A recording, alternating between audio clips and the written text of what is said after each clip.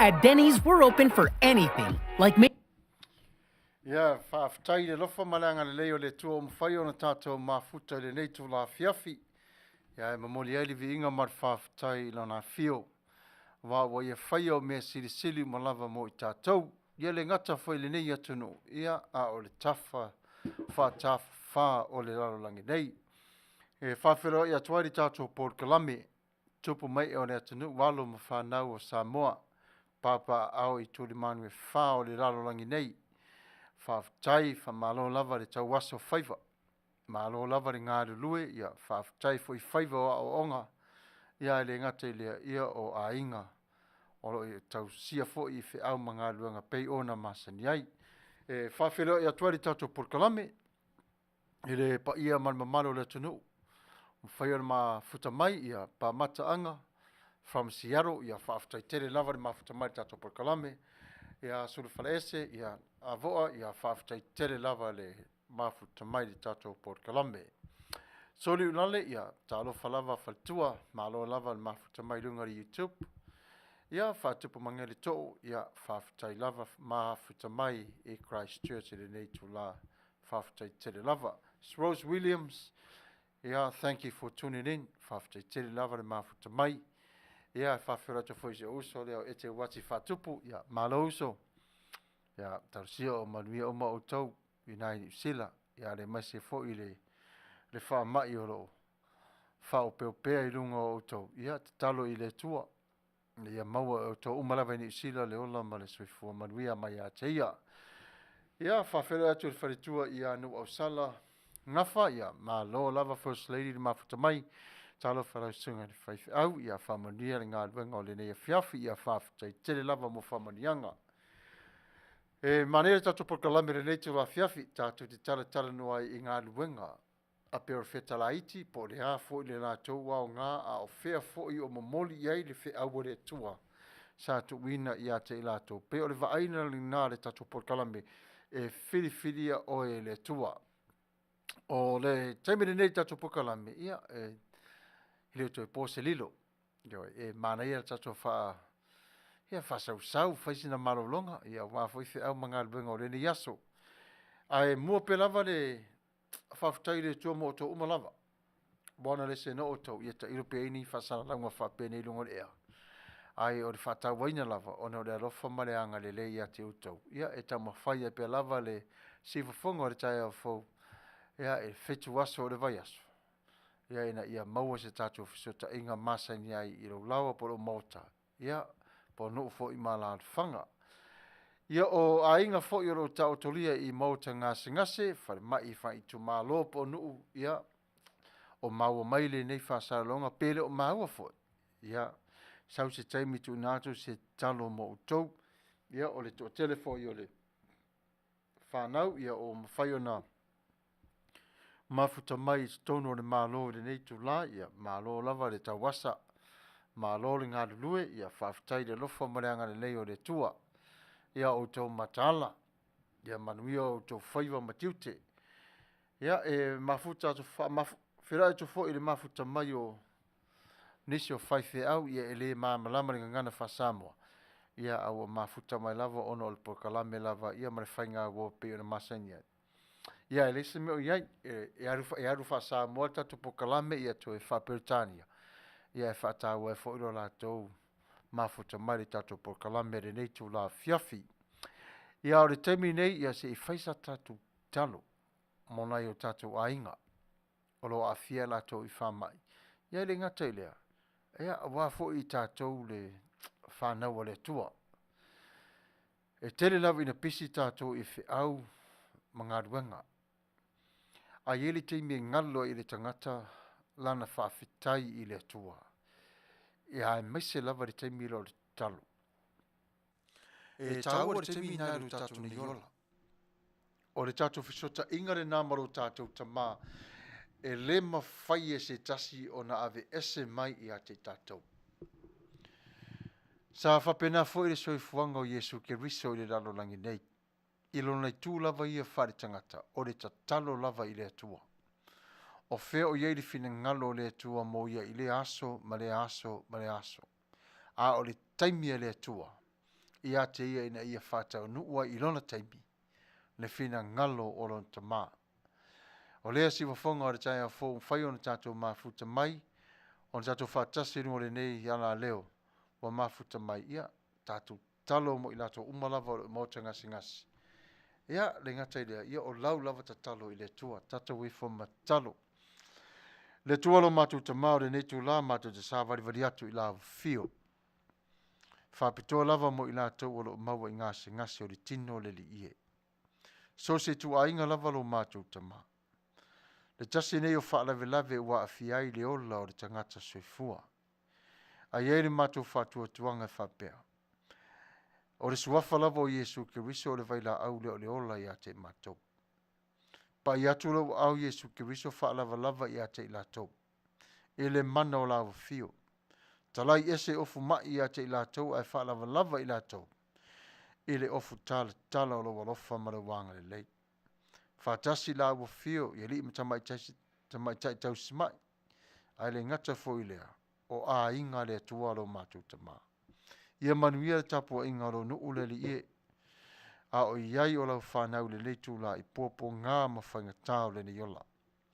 Le tua lo mātou tamā pa ia, wha Manuia I la tau le neitu la li swafo Yesu Kiriso. Amene. Ia, malo whaftai tere lava o le temiri nei ia se I wawai la fwoi o le tatou polkalame. O na tatou tala noa lea. O na o le asala nei Amerika, o le April Fool. Ia o le aso mua le o Aperila. A whapela o ina e soifua mai a Aperila, pena e whanau mai le masina le nei.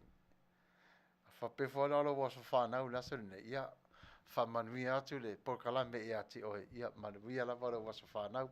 A le taimine nei, ia, se iwa vai fwoi o tatou polkalame se pese ua saunia mo tatou, ia, usi mai o lau whafonga.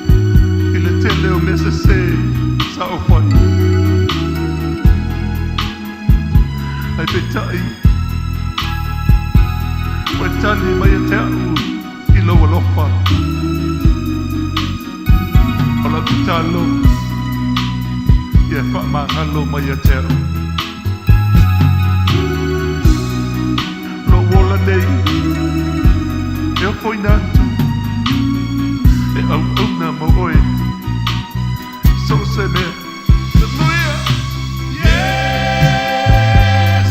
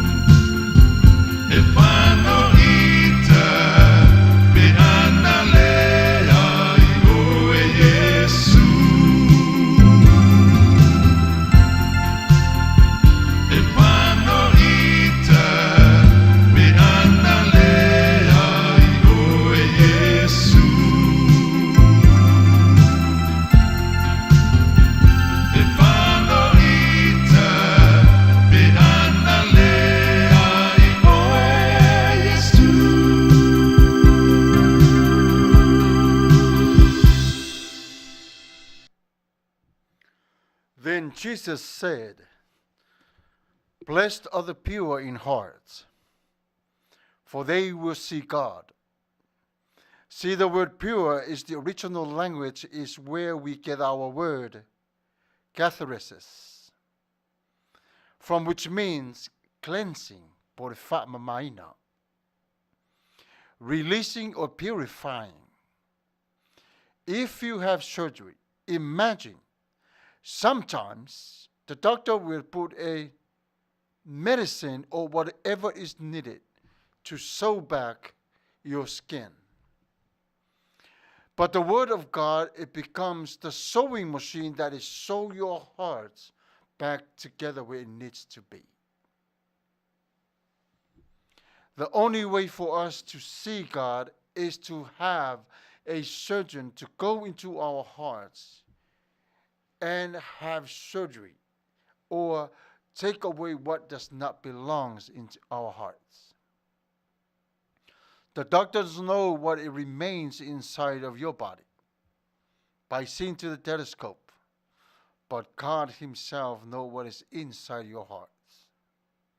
The doctor can only clean what is the outside, but God can clean the inside of any human being. So when God says, "Blessed are the pure in heart," He's saying you are going to be blessed when you learn how to release impurities of life that does not belong to you. A tātou mata mawawai I leo langa o re tangata soifua. E loa lava re tangata o na fuafua o lona ola, I lona lava malosi. Ai asa o na whaia re tangata lona malosi, o na le maua lea re tangata, o lona ola moni te tau o na olai. A ua ola I leo langa o re whaati ngā ma re whaatupu whaalave lave. Sometimes we look at God and we're trying to push His agenda as we want. Our own time. This is now. But we don't realize that God also has His own timing. It's called now or later. But all these two things, it goes together because this is how we wired in this life. O re si o manga atoa I tātou. E lele lei teimi malawa. Ona olo iai le leanga olo si o mia ai I tātou. O le ala le nā. Olo iai le mā losi anga lea o le atua I te tonu I a te oe mā. E mawhai ai ona tā olai pēr I te tonu ma le anga nei. We can overcome evil by the blood of the Lamb. And this is what David did. He was an expert in emptying out the negative from his heart. As a young man, his family looked down on him and treated him like he was second class or a little boy that don't belong to the family. He could have let the infection take root in his life and lived his life in disappointment. But instead, he let it go in one ear to another. He knew that if he held on to it, it would keep him from his destiny later. David went to the place and served King Saul faithfully. It's same thing with you. We will learn in times how to empty out all the negativities that is in our hearts. Surrender to Christ. And then we learn how to come into the field of serving and to serve God and others. This story right here reminds me of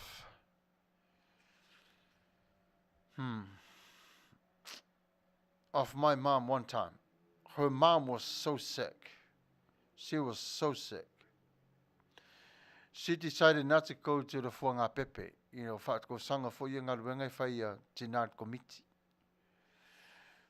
But that day, I remember she decided to stay home and take care of her mom. But what am I saying here is, as much as she wanted to go to take my little brother, but she decided not to and care for her mom. Something happened. Even though my brother didn't go to see, Whakusanga, Fonga Pepe.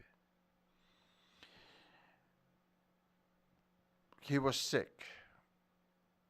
But the very next day, he was all right. And I still remember that moment.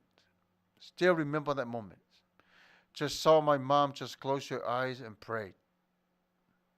Sacrifice what is good for her mom, but not her son.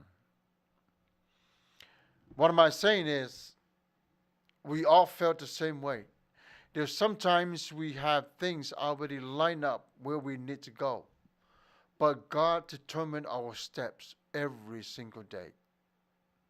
When Saul was sick, David will play the harp. He sang a beautiful song. In return, Saul trying to kill them. What am I saying is, my mom stayed to take care of her mom, my grandmother, but the illness trying to harm my little brother. But God was there. Just like you, just like me. As much as the evil is trying to take us out of this world, it's not their timing. Still God's timing. Because of jealousy, Saul decided to do this, to harm him, to kill him, to get rid of David. But David could have become bitter and thought, what is the use? Why am I doing here? But instead, he decided to stay.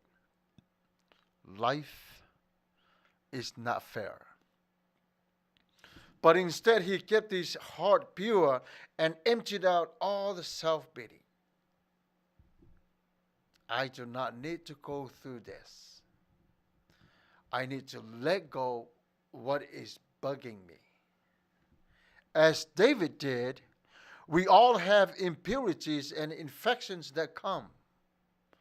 People come against us for no reason. People will come against you for no reason. You never knew that was coming. Our plans don't always work out. But God is there. It is easy to think, why is this happening to me? It's just life.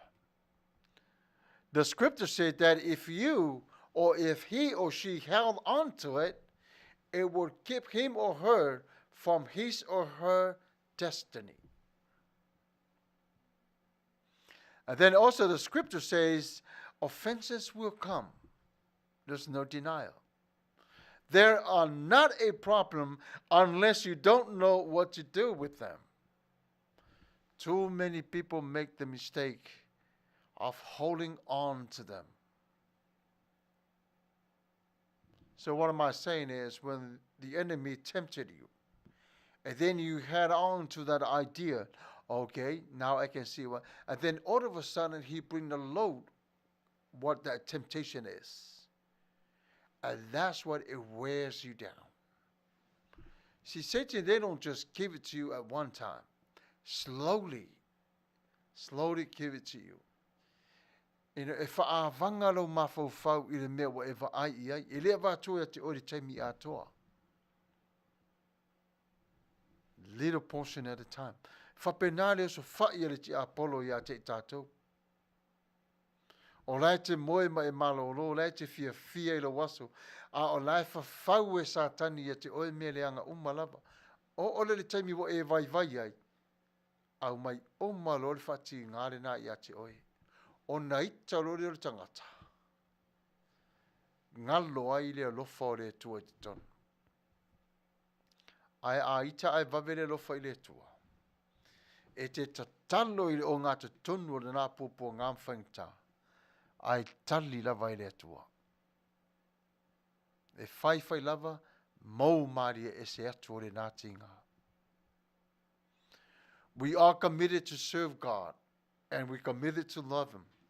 See, for whonga o te tai our full family, continue on to serve. It's okay. People will dislike you, but it's okay. They hated Jesus before us. But we are here as temporary workers. We're not here permanent. We're just here just to pass on by. It's life. When we make a mistake, when we ignore the fact that we're wrong, God will let us know. Not in anger, but He'll start speaking to our spirit. Do not run away from God. No matter what in life, continue to stay in prayer. Do not neglect. Do not neglect. God loves you. That means to keep going forward with God. It's not that easy. But He promised He is with you. O sina upu na te talairi tātou mafutanga le netu la fiafi. Ai tau sia o mahua mai tātou whasara launga I so se whale lava le li ie. Ina ia e whao ngā ia I o tangata o whaafonga mai. Le li ie manatua I lātou.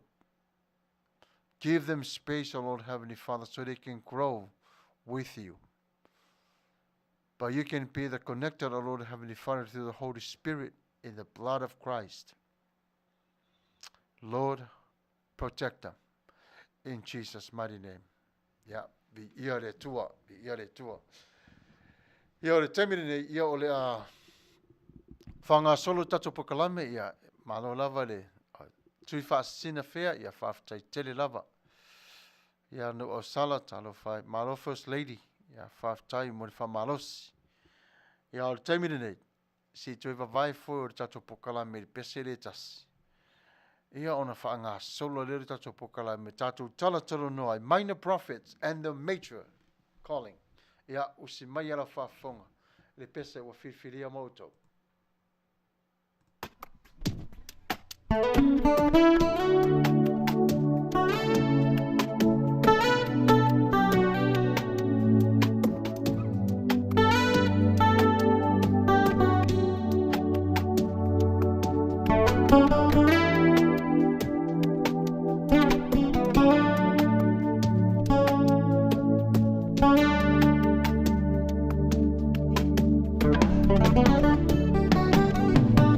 Sometimes I'm weak, sometimes I weak.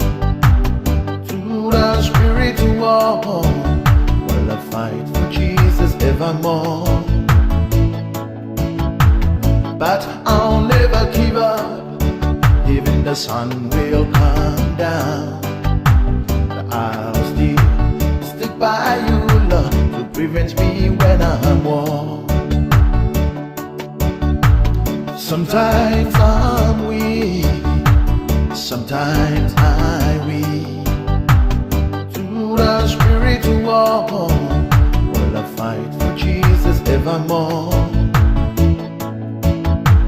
But I'll never give up, even the sun will come down. I'll stick by you, Lord, to prevent me when I'm war.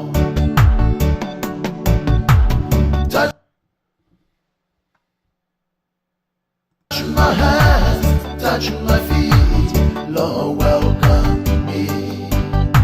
Speak in my heart and open my eyes, you can see everything. Fill me, Lord, with your Holy Spirit and bring me more strength.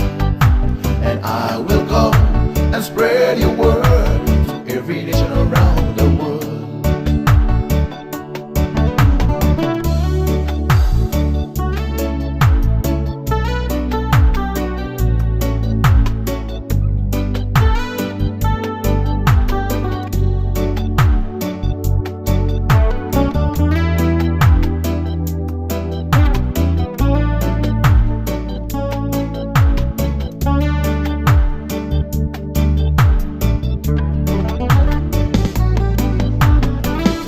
te vai vai ai Se taimi o te malo ai A o tawe whaale nganga O Yesu lopu wha o la tanga A o te lefa vai vai ai E una mole la ila uva ai A o te bibi ibe ia Yesu O ia lo sao alemu Se taimi o te vai vai ai Se taimi o te malo ai A o tawe whaale nganga O Yesu lopu wha o la tanga A o te lefa vai vai ai E una mole la ila uva ai A o te bibi ibe ia Yesu O ia lo sao alemu Touch my hands, touch my feet Lord welcome me Speak in my heart and open my eyes So can see everything Fill me Lord with your Holy Spirit And bring me more strength And I will go and spread your word To every nation around the world Touch my hands, touch my feet Lord welcome me Speak in my heart and open my eyes You can see everything Fill me Lord with your Holy Spirit And bring me more strength And I will go and spread your word To every nation around the world Touch my hands, touch my feet Lord welcome me Speak in my heart and open my eyes To can see everything Fill me Lord with your Holy Spirit And bring me more strength And I will go and spread your word To every nation around the world And I will go and spread your word To every nation around the world And I will go and spread your word To every nation around the world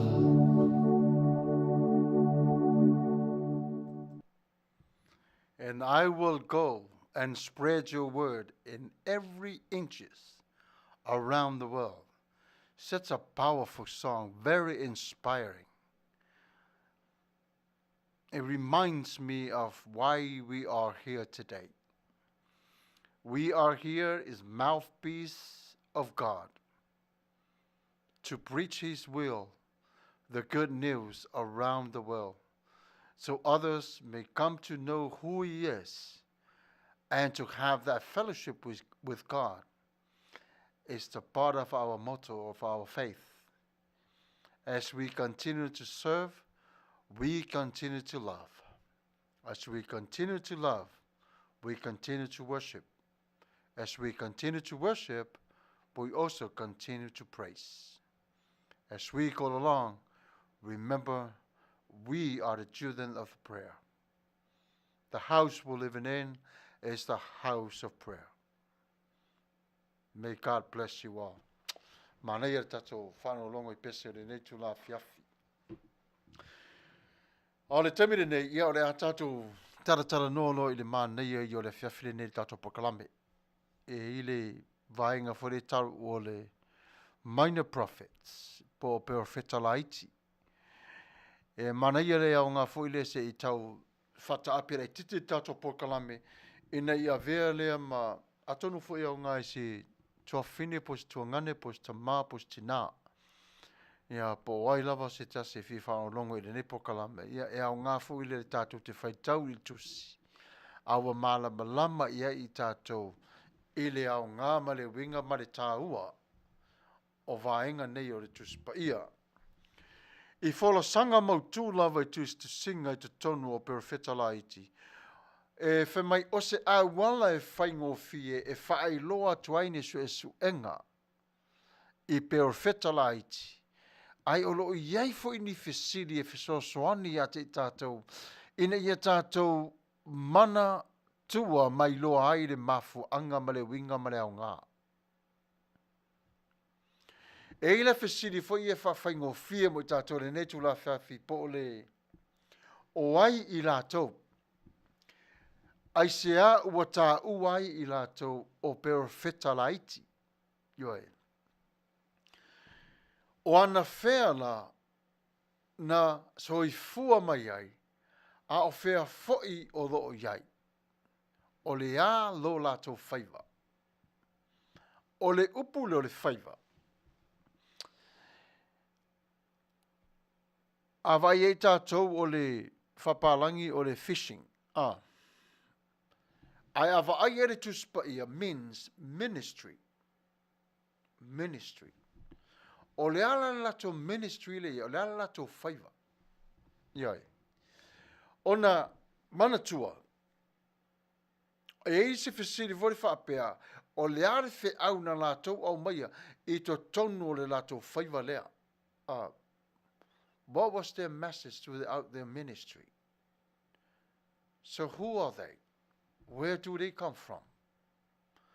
So it's a simple way to introduce these studies in the minor prophets will be to ask any other questions than these questions about them.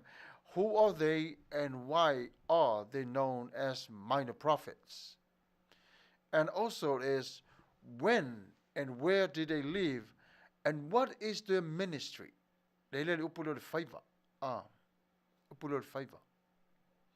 What message did they bring? Once we have answers to all these questions, we will be in a position to look at the prophet's main themes before focusing on one specific statement made by each one of them. Manuia I o le whala o te leina. Lona winga. O le taimi lava tātou te mawai tali I ne fesili, o le a tātou iai I se tūlanga, e vava ai ai au tū o perfeta, ai le I tūla I atu se whaamtalanga patino se tasi. Na whaia I lātou taito tasi. O na tātou vava ai le lātou identity parade, po le whaailonga, po le lātou whaasino manga. Na ila le fisili whapea, ia o ai perfeta laiti. O ai perfeta laiti. O le tali le nefesili mua mua o I lātou ia na tūsia tusi muli muli e se fulu ma le lua o le whenganga tuai. O I lātou I tūsia tusi muli muli e se fulu ma le lua o le whenganga tuai. So who are the minor prophets? The answer to this first question is that they were the authors of the last 12 books of the Old Testament. Maile I tātou I suafo I lātou nei Hosea, o Joelu, Amosa, o Petaia, Iona, Mika, Nauma, Sapakuka se whanaia Hakai, Sakaria, Mamalaki. O lātou suafa la nei. O le whaasolonga fo I lea, o loo mauai tusi I la lātou, wha mau maunga, ma o loo tūsia fo I te tonua le tuspa ia. E ui lava I le whaasolonga a tōre taimi. Ai o I tala whea ngai o na tuu whatasia lo lātou ngā le lue whatas. I le wha aua wina o le whenga inga tuai. I le ana mafuanga ina ia to wina atu na o se tasi lava se whaateita inga tāua. I reo lua I whaalili wina po le whaalili iunga e leni o le whengenga tuai. Mana tua mai tātou ia maua vaenga nei. Ua o sea o Joelu. A mosa mo Petaia o loo wali yali mai ai tutonu I le vaenga le nei. I le whaalili wina le tua e leni. Ona e iei le mata upu tāua lava o loo whaongaina, i iei le I lātou nei tō wha. Ona e muli mai ai. Le whaavaina o le vaenga e valu o lo i lumato i lātou. Ma le tala anga o le fina ngalo o le atua. Ina wa amata o na tafa le fina ngalo o le atua i lona o Israel. Lona winga la avai i tātou le tūlanga lea. E mawhai e tātou o na tātou whai tau ai mani mauti noa ma le iloa. Le fina ngalo o le atua i ate i tātou o malawa i le lalo langi le nei. O vaenga la ia la iti, which is they prepare the New Testament. Tau mawhai la tau e whaalawa i tele ma whaalawa i loa. Le a fio mai o le Mesia i le lalo langi le nei. A le pupu ui o la tau message. E le umi fo inia la tau tala.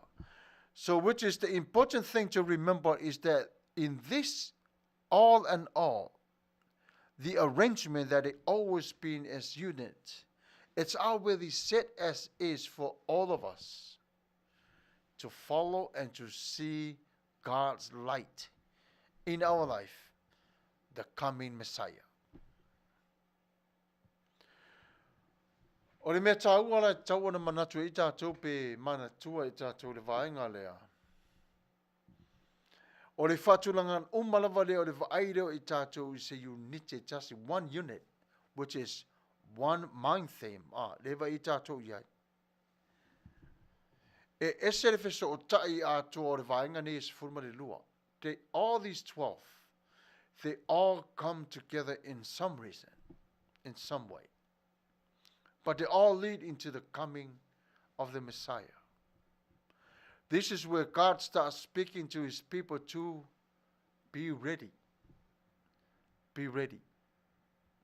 Remember when Jesus was first announced his birth on this earth, it was God himself in Genesis chapter 3.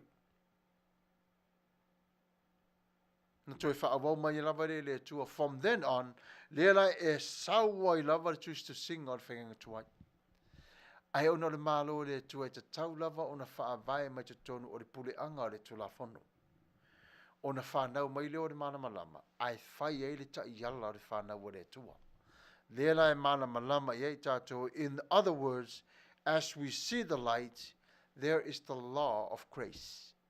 Then Jesus himself fulfilled the promise of God. O se vaingara e mai tauina le leilawa i tātou, o le ale i tū o lo nau i ai, pero whetala iti ne ina ia maua i tātou. Se whawhonga le tai awhau. O lai nau ina ia e ai i le atua malau loto atoa malau wanganga atoa. Ia e ai i le atua ma le lau whawhonga fia, joyful hearts. Ia e ai i le atua mau pua ngā mawhaingata. Whemai, aua e te sola ese mai ia i o pua ngā mawhaingata. Ai tu mau le i peon whaimai salamo.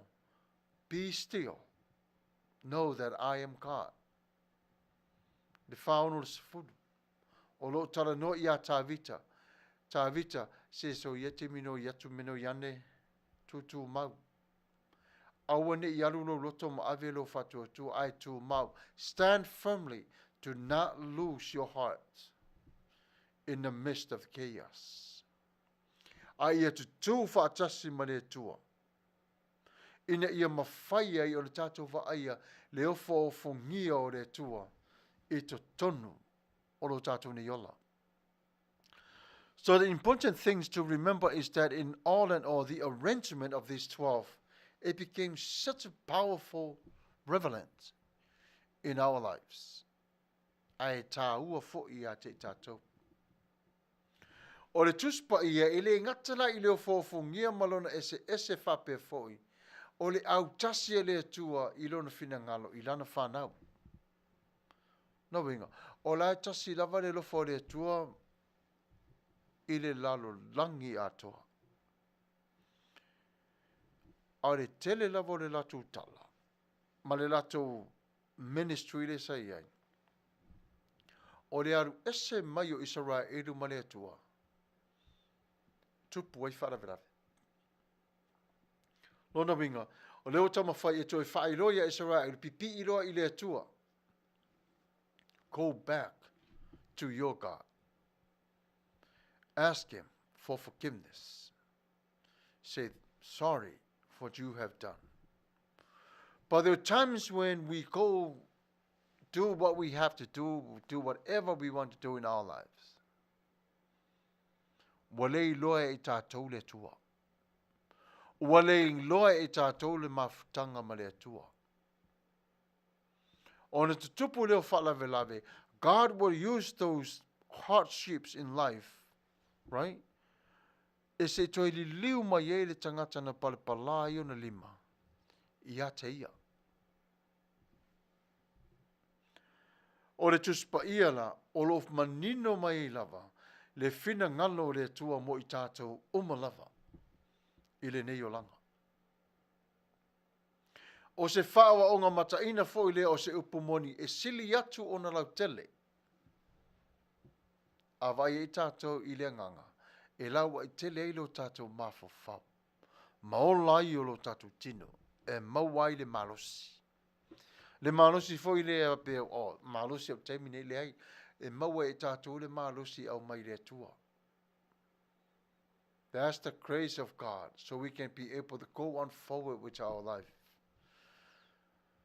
Le mawhai e se tasi tangata ola ona tasi le step e mua I lumo le tua. I le ola e muri le tua. Le mwhai.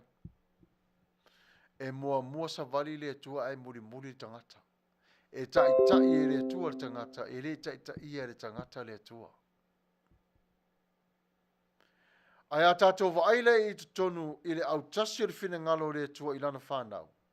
E le o se tusi e tasi pei o se tusi fo I leo lo tātou wawaai I tusi o whaltusi. Prima donna story, love story, make up stories.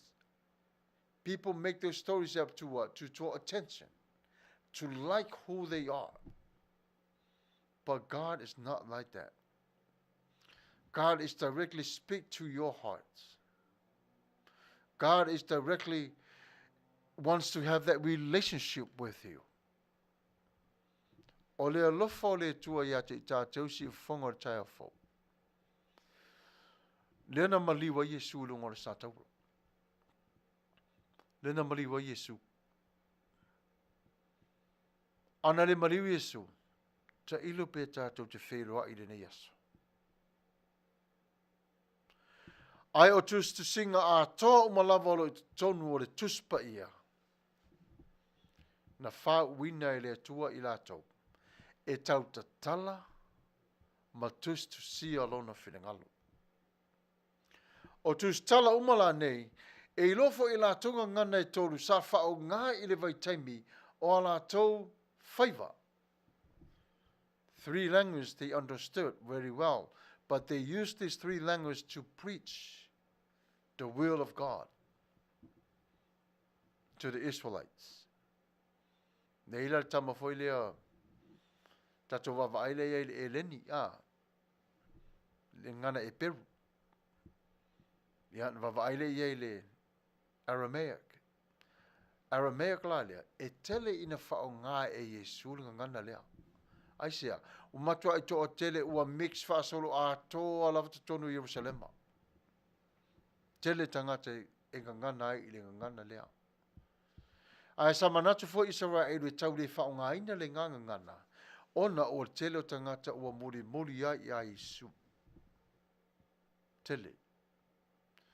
Ai e kontinentala ia tolu se whaailoa atu ia tātou umalawa. O Afrika, Asia, ma Europa. I le vai taimi lau le afe 5 se lautau sanga. Sa whao ngai li ngana nei. Sa whao ngai ngana nei. Sa tau mawhai ai. O lo iaila le tala whaasolo pito a toa mare upo re tula whono. Mare wha maunga lau e tele ma tala whaasolo pito. Solo, waloanga, launga vi inga. Fe sota inga. o le tangata lava ia, ma le whaia o le tangata ma le atua. O tala o malava na o lelo tu sie perfecta nei. Fe mai o le piitanga lea oe i le atua, o lo wha manatu mai e la tau nei. A te alola se me maari e. Na la tau i lo lava fioti i la tau nei i le va ai a Yesu. Na la tau i lo faitu sa singa le nei, e alu waso sa waso. Ta lia e tangata e to tele Yesu. Pei o le ala le na i le va ai ai o le tatou por kalame, mana tua le afe lima se lau o tau sanga le nei lo tala no iai. Lima se lau tau sanga muri muri ane. Whanau e lo me Yesu. Mai fo le lima se lau tau sanga le vale le whanau e Yesu. The 400 years of silence. Malese se lau len whaopopo iai. O inala lewa va ai a toa iai i le mamori mai o le tala le lei. A le atua, i le tāpena ina o le whea ngainga fo. I le awhio mai o Yesu.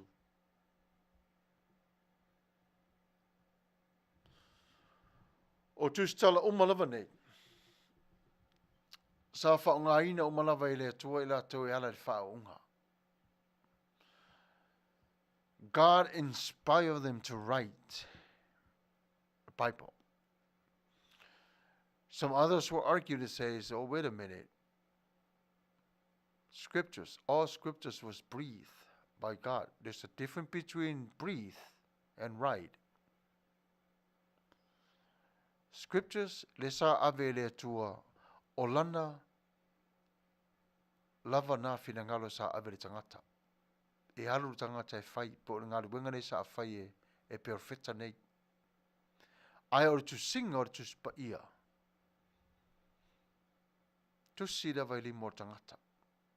Whao ngai le tua. Whao ngai le tua. O na ilo le tero Filifilia lo o lo fetau wa ipe lava. Fe mai le aina tusi umai le tua le ai. Ona le ei tusi a Paulo fe mai I Paul wrote this letter to you. I Paul wrote this letter to you. O le tali sa wale na, o le tali la na, e to tele la tu tele tali aina. Ai manatua.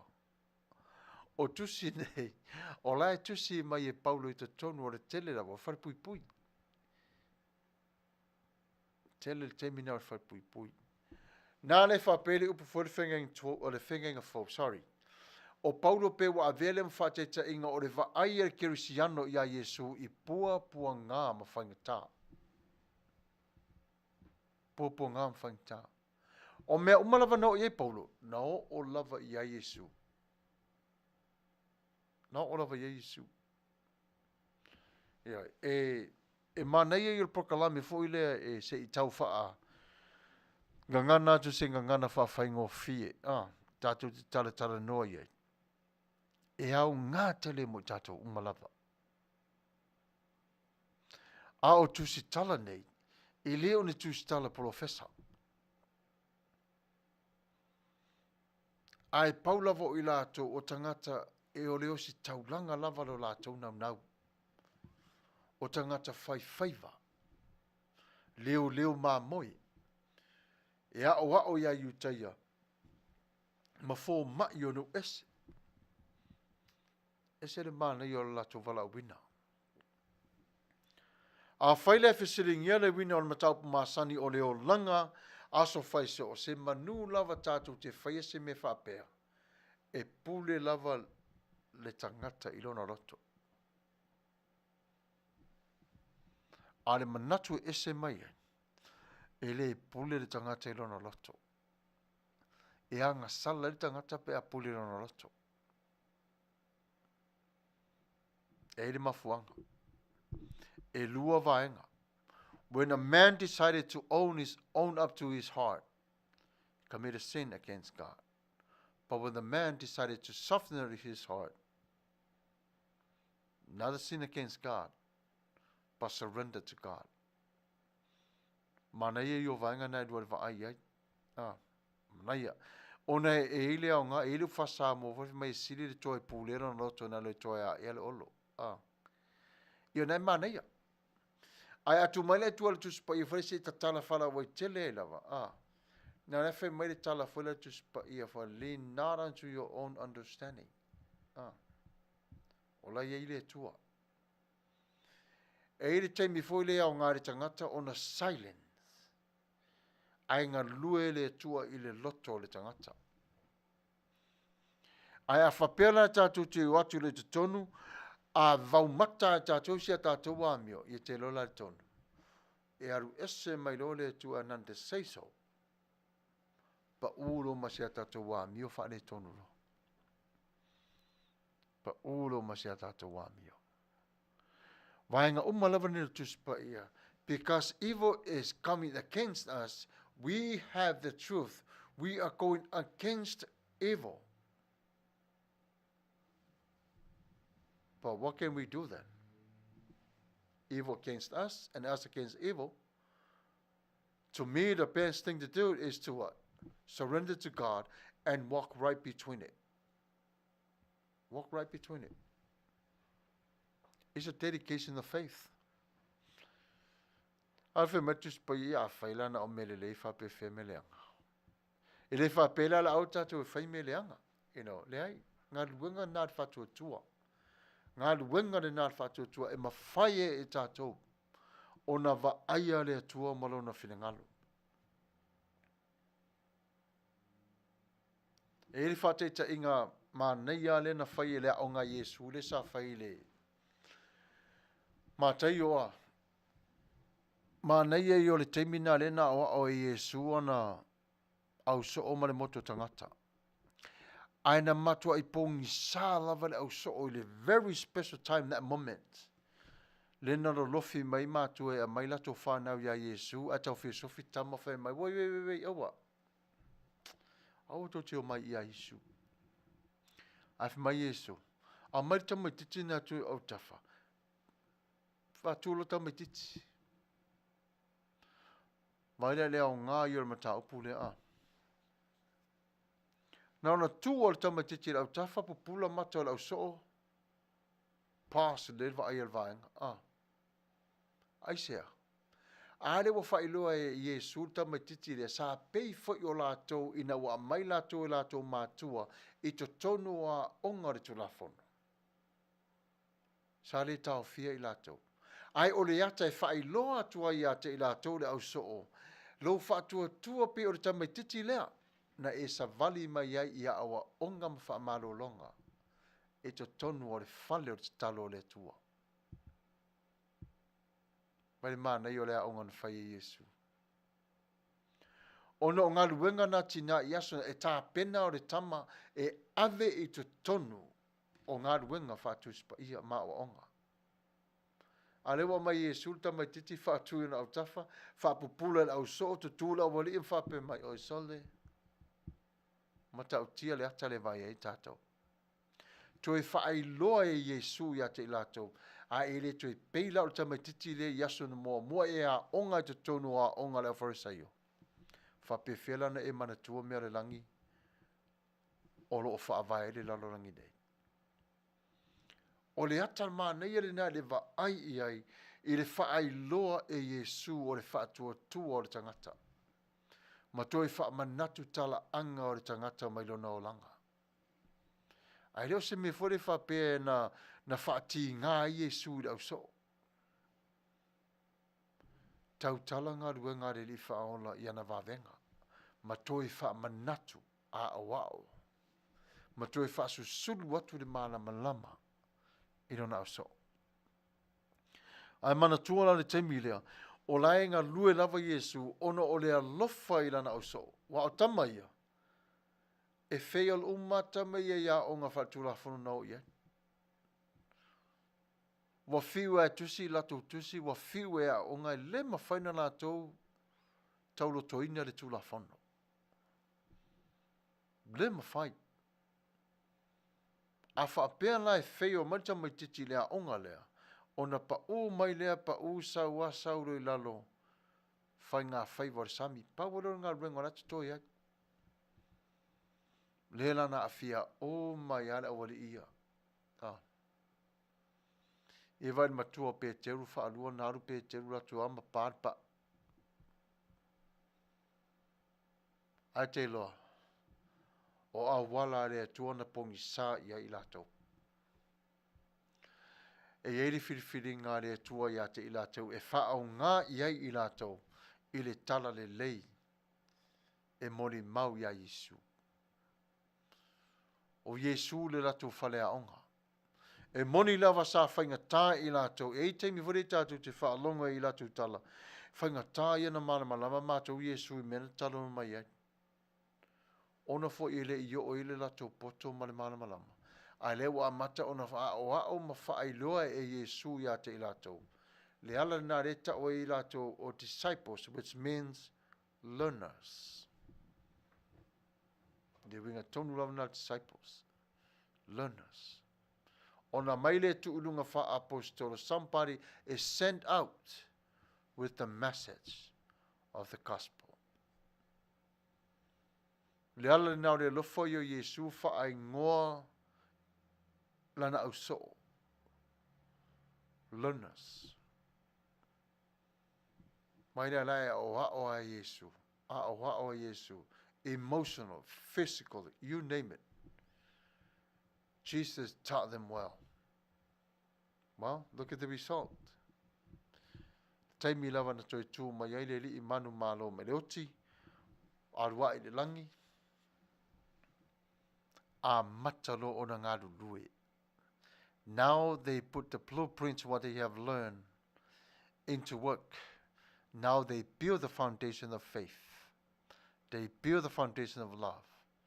And most of all, to trust and believe unto God.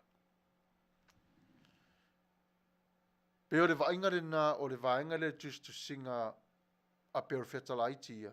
Ina ia wha manino mai a te tātou. O halatou just to singa ma o onga. E taito o tasi le tangata e le tuspa ia I le manatu ma le ngona ma le mafau fau au mai I le rii. Ai whaatasia e le nganga pa ia I le penitana ma le pepa. Nare winga. Si tango le whate tai fore tusi sau ta talo. Tusi lau talo. Tango tusi le talo. Now you're writing down and the revelation of God, of who God is. Now your spirit revealed who God is in your life. Pai tango foi lai e vai tu spaia ai tu si ma fatu iai yo ma fo fo o e ma fo fa I le tua o e ma fo fa I le tua o le mana ia le na e ta pena le tangata foi le fai tawina le tu spaia e te mana tua le leie lava le tua because the revelation of God is the Bible. This is how God revealed himself to us now. Is the Bible. O I le roa e tātou ngā lua ngā rea tua o lo whaia, sa whaia o lo whaia, ma o lo whaia whaawa wina pēa mo I tātou. E mawhai umalawa tustu singa nei, o na tau sialo tātou wala whaleanganga. Pe a whai tātou te tuu ina atu ro tātou wala, I a Yesu Kiriso. I lale winga. I le talia o lona maliu malona toi tū. Ma talia o ia. O le atali o le tua seifua. E le se tu watu perifesiri le luma le tato Alopopo.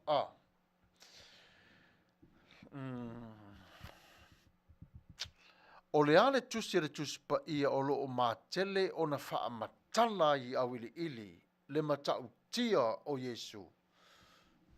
Nā le tusi le tuspa ia, let me say this, a whenga folk, te vai whenga folk, o le ale tusi le whenga folk, o lo wha matala ina ai le matau tia, a tau le matau tia, na vairo I tātou le lau, I telo le lofo Yesu. Ma wha matala I Yesu I le o langa o tangata, le sāwa linga, a le tangata ma Yesu. I lo no langa. E le tusi le whenga folk, se tu atu pepe mwhai ona maua mai se tasi. La le tusi o le whenganga fau. O lo wha matala au ili mai ai le matau tia o Yesu. Pea wa ai tātou le me ta o le alofa tu noa. Ai se tu atu pela papa, na o ta o atu le vaenga lo iai. O nā le whengang fau. Se wha mau pela tātou ia o tau sa ili mai tātou tali.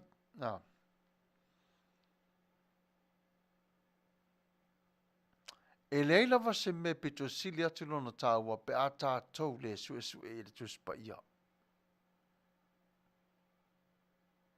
Tātou te sa ili le tuspa ia ono ina o loo iai le atua malona finangalo. E sa ili mai le atua ia te tātou.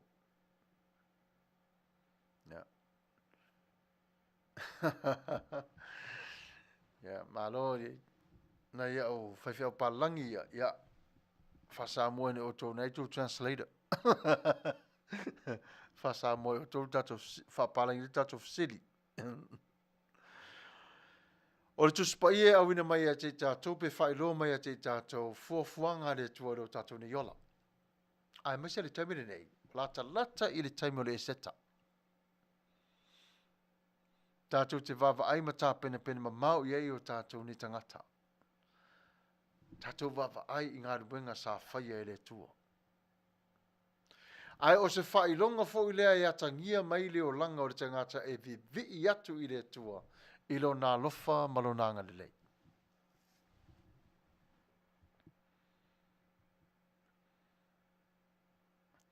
Wa vave tele, ia mana ia, ma lofa tua, ia. Ngai orfisili ngā rona rua le wasa walti nānea, tāra whai anu o sarasa wa. Ioane numero lua, tusi la mua, ele le tusi. Orfisili ngā rona rua le watali mai ele, whare tua. Talo fai so. Ya se te tu atu la resi vai nga whape o Paulo na tu sia tusi. O Paulo na tu sia tusi. O lo wha matala ili mai ele lo fa tu no Yesu. Malita ngata ingo ya Yesu. Ma Yesu lava ia. Ya malita to wola fa atasi mai. O le mane ia. Ona ata o tu isi me fa na lo tusi pa ia na tusi na. Ia me mawa umai o tau tusi. Ai le tu atu fa pena. Tātou te mata le i e fwere masawa vali. Ia mana o le vesili o lua sa whape atu. O whera le tusi o lua o le whenga fau. O lo o wata manino mai ai lea lofa tu noa Yesu. O le tali o Ioane, na leo sa ulunga le tali lea. A le vesili la mua. O lala le tusi a paudo le tusi. Leo lo o wha matala ili mai ai le mata u tia o le lofa Yesu.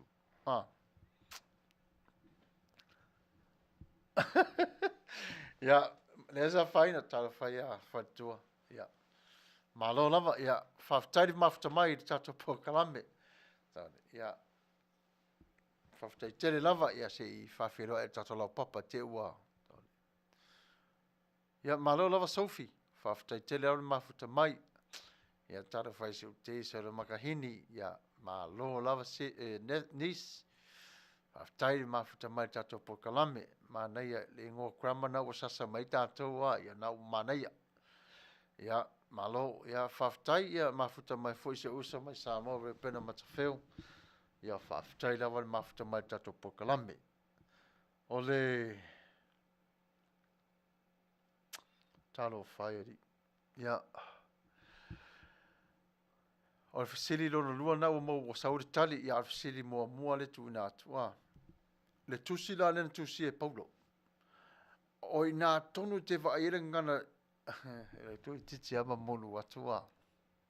Sa ili po la le tusi le na Paulo le sa tusi. O na lo fa matala ai le o langa o le tangata ia Yesu o le tale tonu muri ia Yesu ia wale wata o matua. Ai si aru beta to pokalame ia ona a maua lau tali ia tamale lau papa tato mata tal no ai. Ia Manuia lava tapenanga. First Lady ngafa, ia Manuia lava tapenanga, talo fai. O le vaila ne nā tātou tonu atus to singo ngā ruenga nei a minor prophets. Ina ia manino a tili ai le lātou tāpenanga mo le whenga inga whau. Tāpena i ai tangata o malava o le atua. Ia, valo si fuiva, ia, mānaia le, ia malo to tam whai mai. To i te lava, peia e lua tusina e vai e maumolo tamana. Ai mānaia, mai fo Timoteo ai, ia o tusina wha amalo si awa Paulo. I lona tali o Timoteo. A le tusina tu sie Paulo. O le matua mānaia o le tusina na, na tusila na e te vai ei o le mānaia i o le structure ato e Paulo o le tusina na. Ai fai tau ato ia. Le vai alo alau fai tau e nofo mai to e mafo fau i ai. I lofo i lava o langa. Fa kerusiano. I le au ngā ma le tā ua. O le o langa fa kerusiano le tangata. Sei fa omala i tita tuale vaenga leo le tatou mta opo le. Ona vaile o foe se pese mo i tatou. Ai al fesili, ia. E le tusina sa tu si e Paulo. A wha matala neila, lei, o lo wha matala i e Paulo. Le tā ua ia. O le tā ua i o le vā o le tangata ma Yesu. Ne la tutu watu nisi nei upu e iai. Whemari tangata, I surrender to Christ. Some believe, but some they don't surrender at all. Some surrender, and some they don't believe. Iwa ina maua mai se sia. Sate. Ia. Eila leo langa fore o tātou whamai a saba vari mai Yesu. E ista ngata ne saba vari e mo ini mata. Au ista ngata. E saba vari o lai pupula lato mata. Which means they understand their walk with Christ. Wa mau e alala a mau mai lava. O le upula le walk with Christ. Le tusi ika kaulonga mau mai se si. O te upule ton wa. Means living with Christ. Life. Ja, Manuia, sorry. Kom Manuia, sorry. I vertoon het tussen dat we all lele versvouwen walk with Christ, believe in the Son of God, the Lord of Lords. Titila was wat. Maar nee, voor karatia, maar nee voor fai ungo karatia so solo mais itu. Kwa kikiari a maua so. Ei upune tono Paulo na sasa mai Paulo me ka o theology ni sasa mai ton. Le mi milo te malo Paulo le tusi o le o langa fa kersiano. O le mania yo le tusi na. E alo wa mo. Mata na mata pi mai ko titi lava o isole. Atelo I know why. La tusilia e se a lava tatu feita wini stemi a. E se a lava ai o le mana ia o se tusi ya. So le ko titi a so le a ma wa so.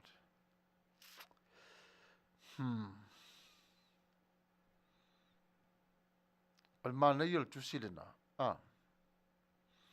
Ono lo fa e na le fa lava ia. It's only 4 chapter.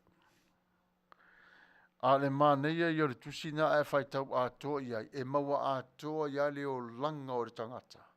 Ma toi au mai e paulo lea nganga a toa o Yesu. Ai se a e le mawhai ai. E te moni ona sao i le langi. Le tala folea Yesu whaningi rantusi. Ia, o le tali na Kolose. Tusi le Kolose. When you have a time.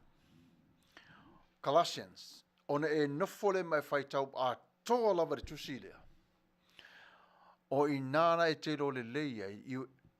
Then you ask yourself, is my walk with Christ, is it in vain or is it in a good term with Christ?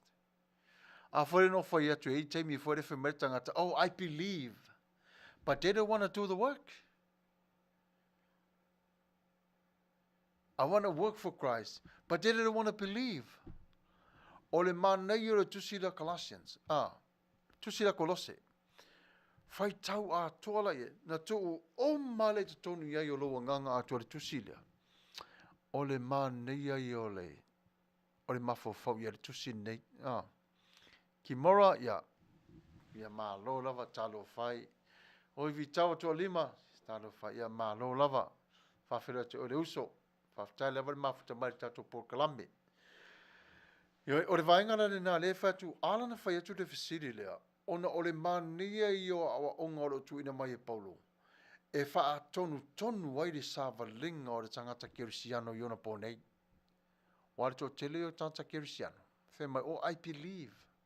Ai rei loa sāwa wali mai Yesu. Oh yeah, I'm a believer, I'm a Christian. You know, I'm born again. Ai la tō tele loa whaiva. O le sāwalinga mai Yesu. Ne where tala Paulo, e ta tau pe lava o na iai se Kirisiano ua matua. Meaning, some parties already learn, fully understand walking with Christ. E re wha peo se tangata wharu matua e tausanga. Some parties mature in faith to walk with the youngs. Ina ia malama lama e ila tau.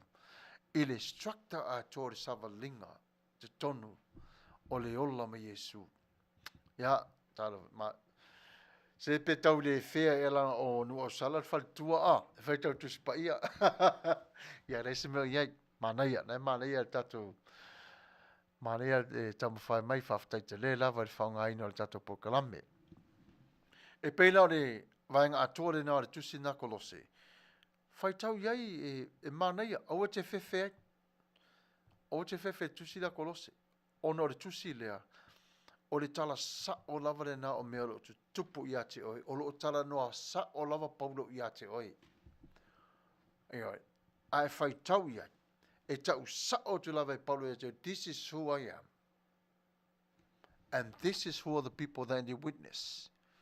This walk with Christ. Yes, it's not that easy, but you can make it work if you trust in Him. Baolo iai le fina ngalo le tua e so se ta ngata lava. Nala fo ina le tu se ye paulo le tu si de ile vaenga ina ia malama lama ia I tātou umalava. E ta tau lava ona tātou a mata I le whaaf tai o le alofa maleanga le lei o le atua. E ma whai lava e tātou ona whai. Wa le tu si nana e a mata I le thanksgiving and prayer. Wa ile la matanga o le tu si le na. Io e halu fasolo atua le tusiri nei. E ua nei o atu mele tau le supremacy. Supremacy of the Son of God. O I nā tonu la le image ngai ai, nā le invisible. Tu ula ye ma o te tonu. Ona e nofo lava lea. Let the Holy Spirit work your difference out. Awa te tau mawhai, just be patient. Let the Holy Spirit work in your life. O le vaenga nā whai pa suma lima, nā tu tala no mai paulo whai mai, the Son is the image of the invisible God, the firstborn over all creation. O le mānei, for in Him all things were created. O I nā tonu le sa tau lo te whesilo na lua, o aila le pipi I ai le I lua fo isu singo le tusi lea, o Ioane. Ona fo Ioane lai ave whai upu mua whaapea, sai le amatanga le upu, sai le atua le upu a. Le la leo to e mai paulo I. Ina ia to e polesi a toa to e aloto tangata nu ese. Ina ia to e tu ina atu tangata nu ese tonu. I le malo o le atua. Ona le mele sa mana o I le atua I a paulo. For my things in heaven and on earth, visible and invisible, whether thrones or powers or rulers or authorities, all things have been created through Jesus Christ Himself. Ana rea Yesu. Rea tatou. He is before all things, and all things was created through Him by God the Father, and all things hold together. And he is the head of the body, the church. He is the beginning and the firstborn from among the dead.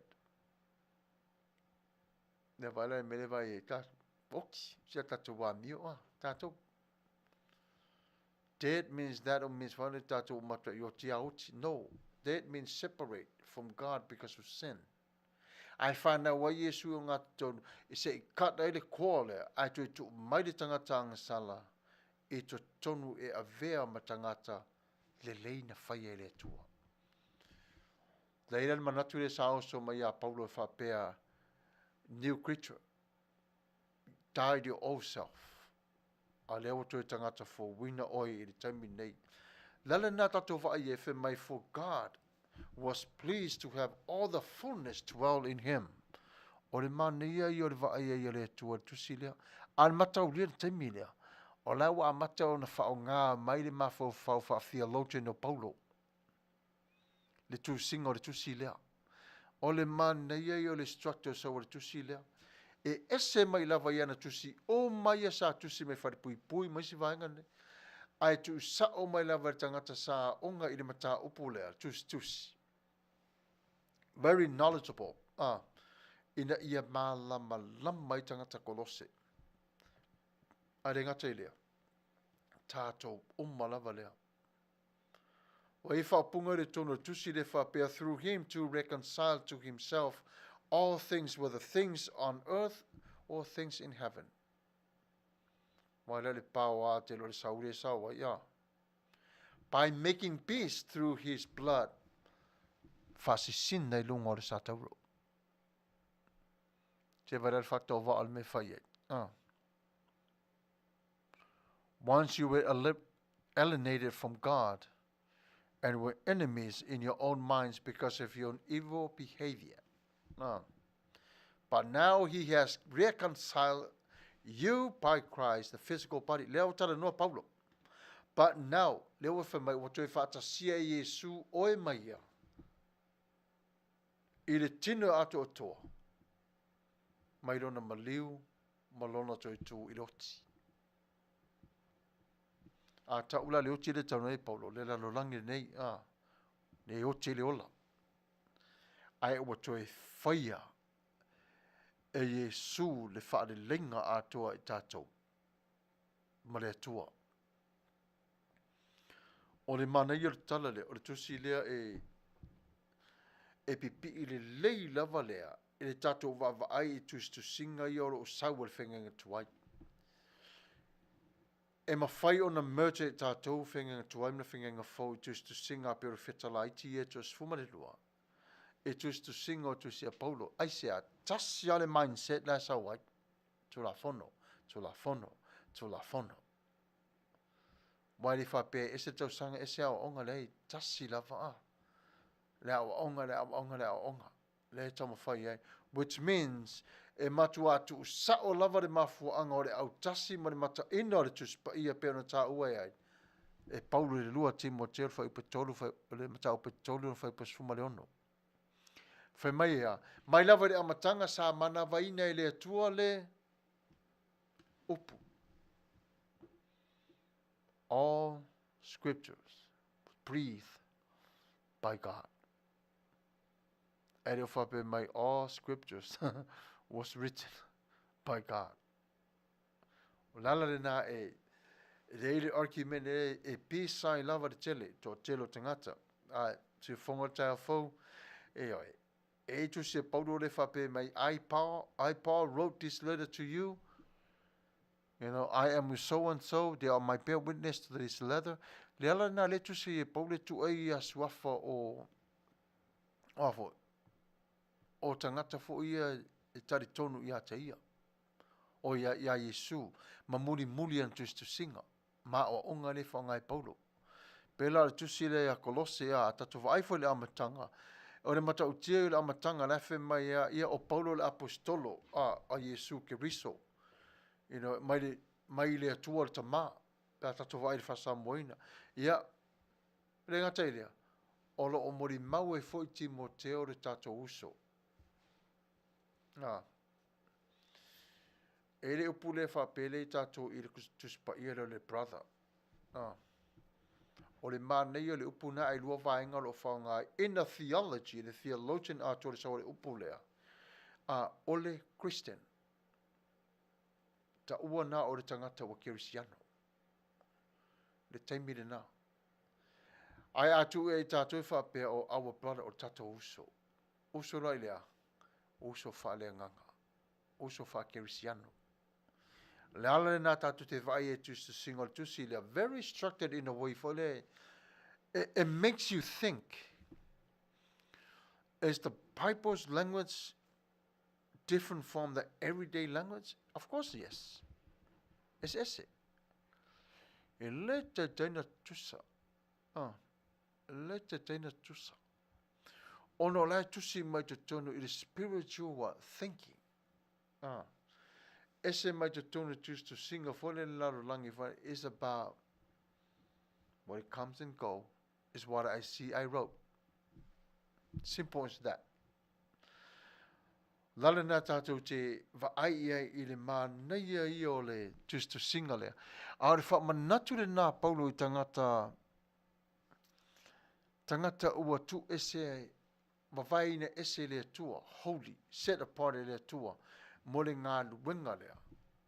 I le tala ina o le whakirisiano i uso matua whawhine i te tonu i a keriso.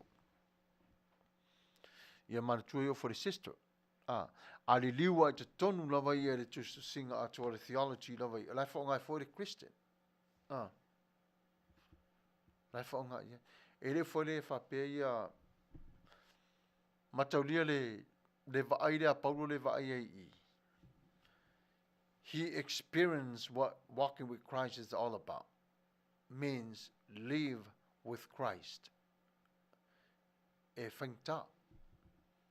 Pupongam whaingta. E au whai atun mata upolo i tusilea. E ele mata upole mana i Paulo fo i o fialu o i Roma. Se o fialu o Roma. O i nā peno toi o se mawhauwhaunga o Paulo his own flesh. Se o waru watu tase i a Roma.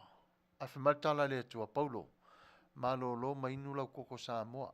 Ele tai se o whatu te aluna e alu lea. Ai alu nei. E te latu nei te le tui sau le umar ngā ruenga. O lai wha amanga maritu ngā maua nero latu tu sa o ai o i ai. Ai whaatari Paulo. Whaatari. Na ono sai lava Paulo na ta talalo i le tua le ala. Alu roma Paulo.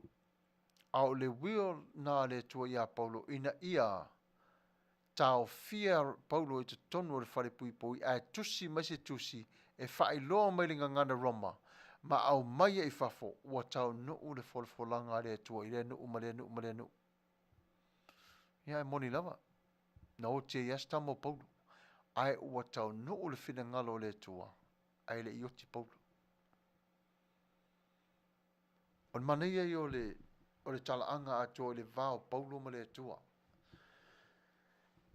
E se le tā ua ia te tātou.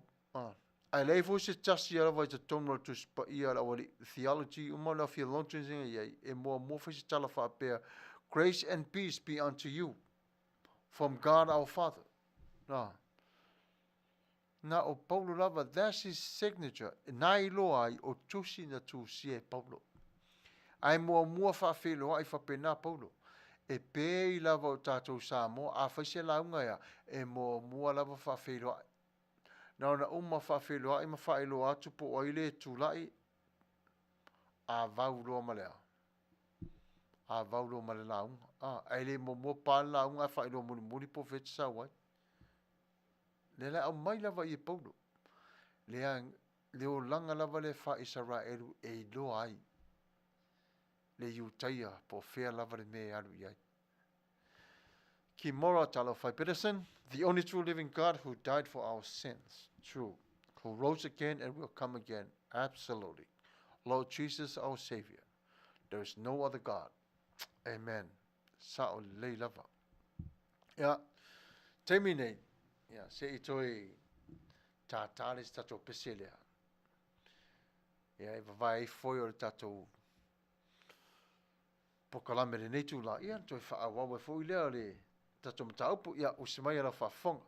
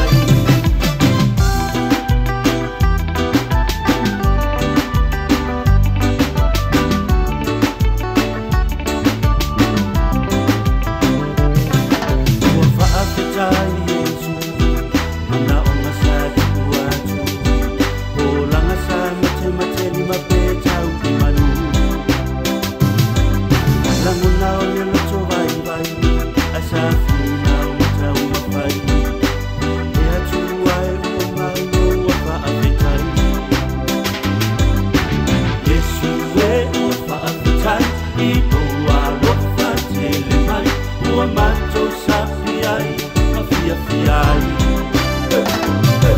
Oh ai, oh ai, oh ai e a unei. Oh ai e a unei. Ua e manatu mai ai. Oh ai, oh ai, oh ai e a unei. Oh ai e a unei. Ua e manatu mai ai.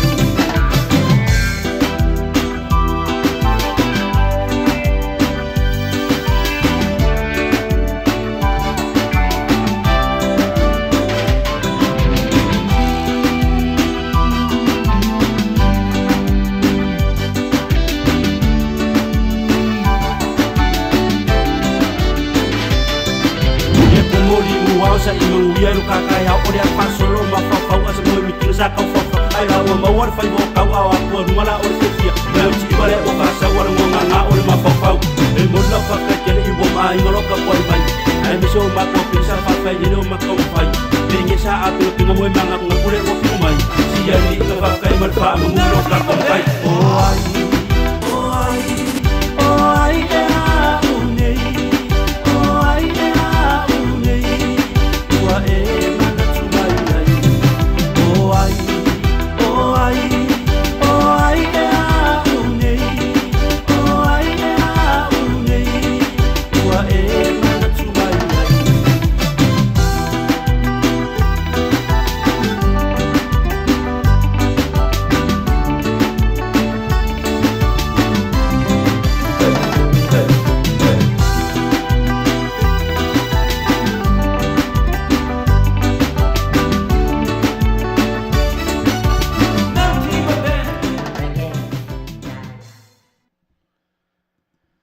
Ia, whawhtai lava, mana ia pespesenga le netu la fiafi. Ia, mana lua lava le whatasimai le tato pokalame. Ia, maua whai le tō tele maru le tenu o mwhai le mawhata mai. Ia, le tato live le netu aso, ia loto TK, whawhtai tele lava le mawhata mai, puawa ari fosio, whawhtai le whatasimai tato pokalame. Elisabeta tuala, ia whawhtai tele lava le mawhata mai, i le tato pokalame le netu la fiafi. Aole a vaenga la nei, lea wali ia perfecta laiti. Lātou te rei tu sia tusi nei o tu spa ia, mai o lātou lava manatu malangona, i le tu whaare tino. Na mafua na lātou na tu sia ina ua, tau nuu iai le upua le atua, po le valo anga le atua, i a te i lātou e ala. I le vision that comes from God. For them to write, it was not their own method, their own way to write. The human authors were not penning their own personal opinions, but it was God himself inspired them to write his will on a piece of paper, so we may have the fully understanding of God in our lives. Ai olo wha manatu mai tele e tus to sing a Paulo. Pea tato wa aifo i an tus to sing a whemai. Ore nei whasi whai tau a tōr whenga tuai. Ioi e ato atoa. Ai ua wha whai ngō whie o na wha a lia moni a i le whea ngai ngō i le whina ngalo re atua. Mao se wha te ta inga sā le ma whai e tangata lau tele o na talia ina le whenga tuai o le whenga ngō ona o le lātou wa ai pau lava lea o le tuspa ia o lātou lima. Lai whatau i tangata i utaia. Ai whimaita la Paulo. A o wha matala ina. Le whea ngainga tuai. O le a fionga pa ia le atua.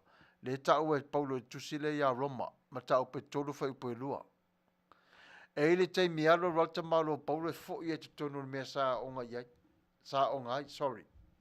Ina ia malama lama iai tangata o lo tusi eri tusi le nei. Mana tua fo. O le tele i o tusi a Paulo i sa tusi i tangata ese umalava. Ai tele lava tangata Israel ilu po tangata iuta i e malama lama iai le limo Paulo.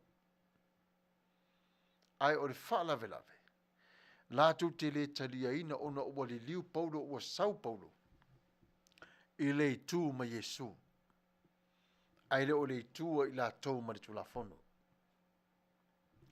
Peo ina tonu lava la le tupu e whala velave le vāo le vaengane e to lua. Ai whai mai pe lava Paulo. Sa ia whaapopo mai lava i le telo tustu singa e hawhi aile a fionga pa ia re tua i le tari tanunga ma le tau singa a le atua le tangata peona ta o le mua te Salonia. O le mata o pe lua. O le whai upo fumale lua suma tonua suma wha. O lo iei vaenga na theology le tano ai Paulo. Somebody that interpret God's will in our life. What a from telling the theologian, somebody that interpret God's story. From telling the Atua. But behind and front of all this is our mystery. They suffered to it, but some theologian received the vision from God. They received the vision from God. God allowed him to write. Lalo foi na e fiu wane tangata le lalo langi ni e sa ili le tua. Lai ma se tasi wa vai le tua. Vanga na ai. Vanga na ai ila tau sa ili taimi ma Yesu wala tau wa ai ia Yesu fully surrender, committed to walk for Christ, which means to live for Christ. I le toe a mata mai lai to tonu le ngā luenga wha apostolo, na a mata mai le wha mai maunga, le wha mau maunga Ioane. I le tusi muli lava le tusi pa ia i le wha peora na upu toni a wha alinga mua whai upu tasi ia. Whai mua. Whai mai, o le atua na tu inatu i a te ia, le watala no mai le vision. Le wawa ai sao i ai. Nela wa ai mai la wali ia to lua whenga fo tama sao ia wa ia tu ngā luenga tama se sa whai mai luma se whai ngoi whapena ia tatou ma whai ena tatou i loa ia tama se ia tama whenga tuai tama sao ia tama whenga fo o le la tau la ia na wa ai ina ia wha mauti noi nai o le vision lava le ale tua mai i aso batua nai lea lava i ola mai lava i aso nei o lo susulu pe lava fina ngalo leo le tua. Ai le mawhai e se tasi o nā ese mai ese a, we all have to live with a vision for our lives. E ola umma tātou mata upu nei mai le tua. I le se tasi o tātou wha pe ola i le se vision whangane le o langa le ai. We all do. E ai lava.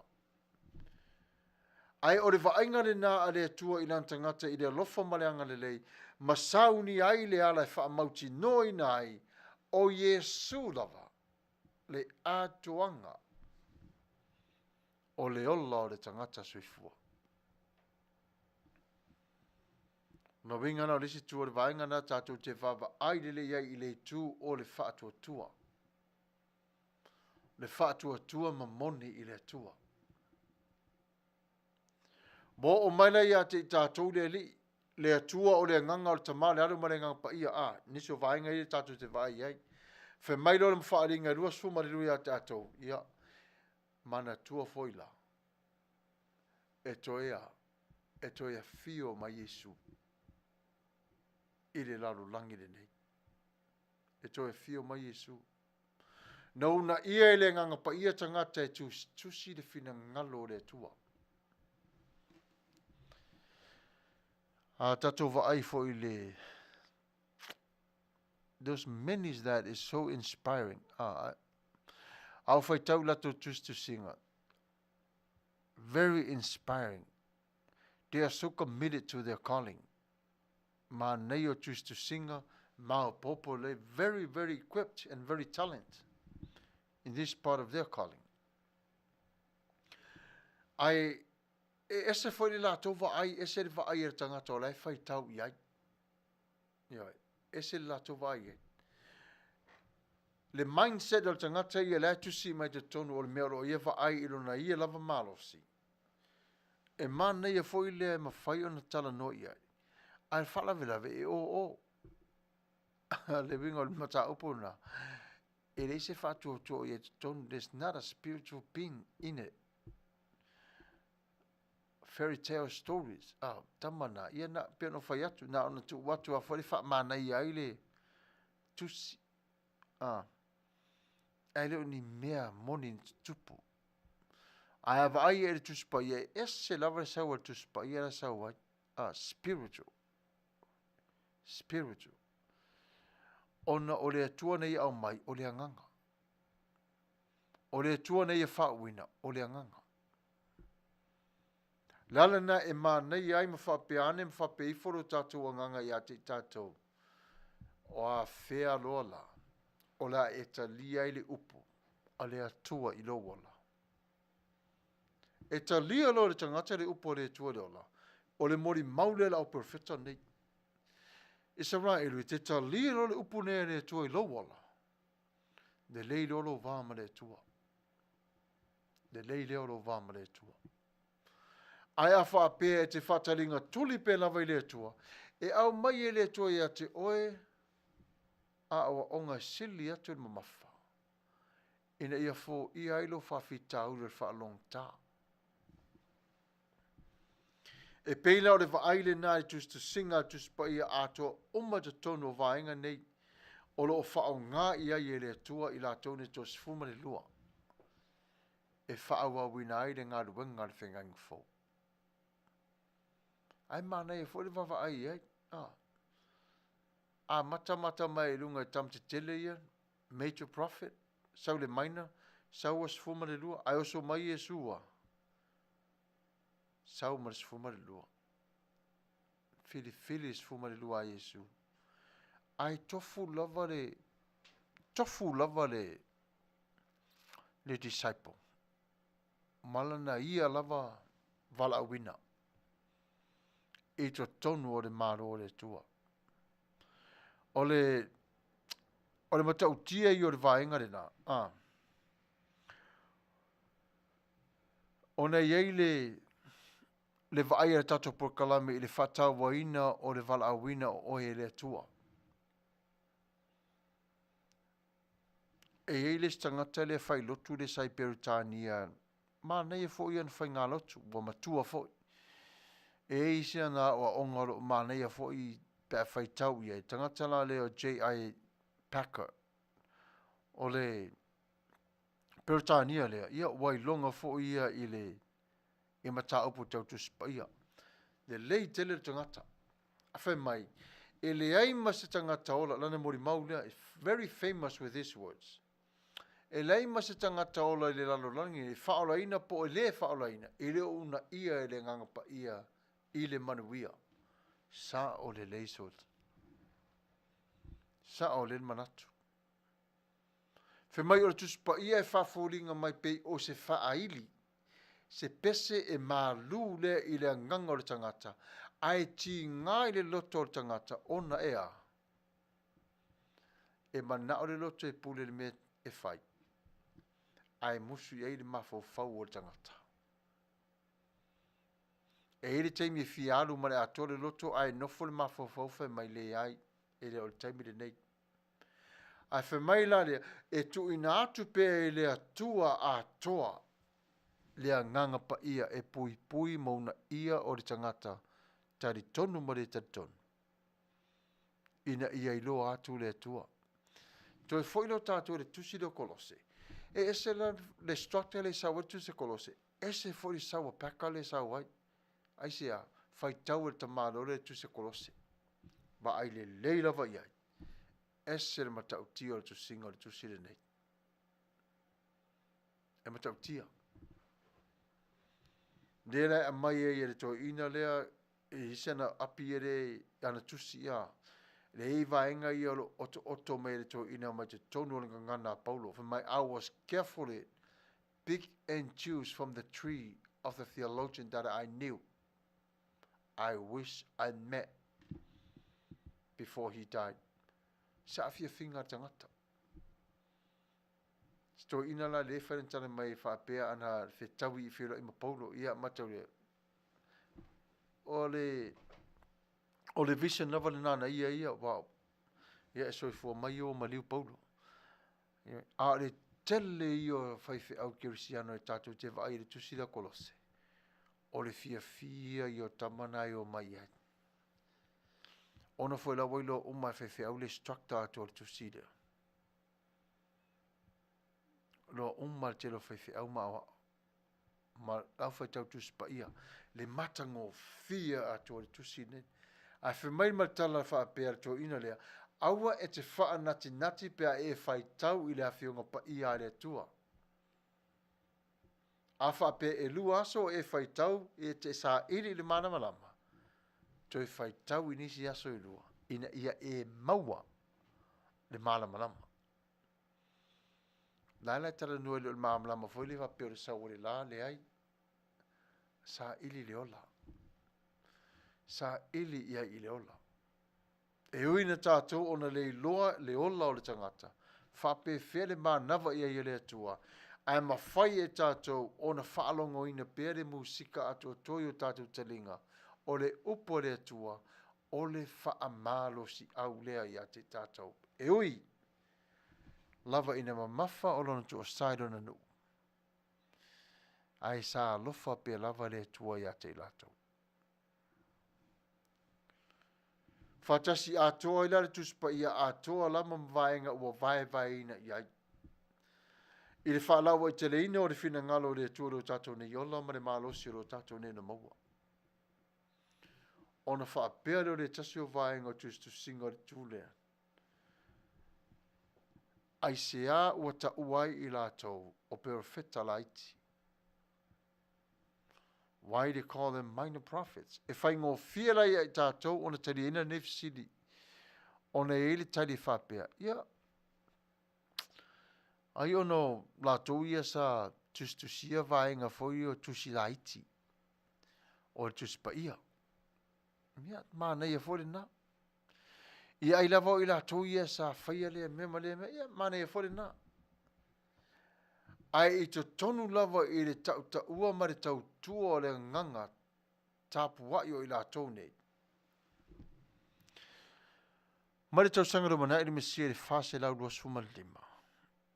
Sa a matai o na ngā ioi i la tau le tustu singa o le fina ngalo leo le tua. Ina ia mua i ta ua i le matango fie o le atua i le o langa o le tangata. Ina ia talia ai e Israelu. Le fina ngalo le atua. Pau lava leo le mena o je Israelu. O le lato le talia o le fina ngalo le atua. No wha mai le atua. E wha nau mai le tama. Le Mesia. A vaile leo Israelu na oe. Ia. Wha te inga. Uru atu lea fale. Sa ulea fale. Atu lea fale. O la lau tama. La lau tama. La lau tama. La lau tama. Whanau le pepe. Pe ua avea mala fo i lea ua lato nau e vava. Ai po le pepe lea, Ai ngalo ai. Meditate. Ia ua misi ato i ate i lato. Ai whanau le pepe. Matua le tā pena lava to telo Israelu long tanu mai. Ai whao ngai le tua tangata i whafua to Israelu. E au mai mea alo whailo na tali. O le maneia i o le tala a tore kirisimasi le whanau mai o Yesu. E whapena fo osi o fongo le tai a fo. Tato umalawa le rungo le tato live mai lato i muri taunu mai.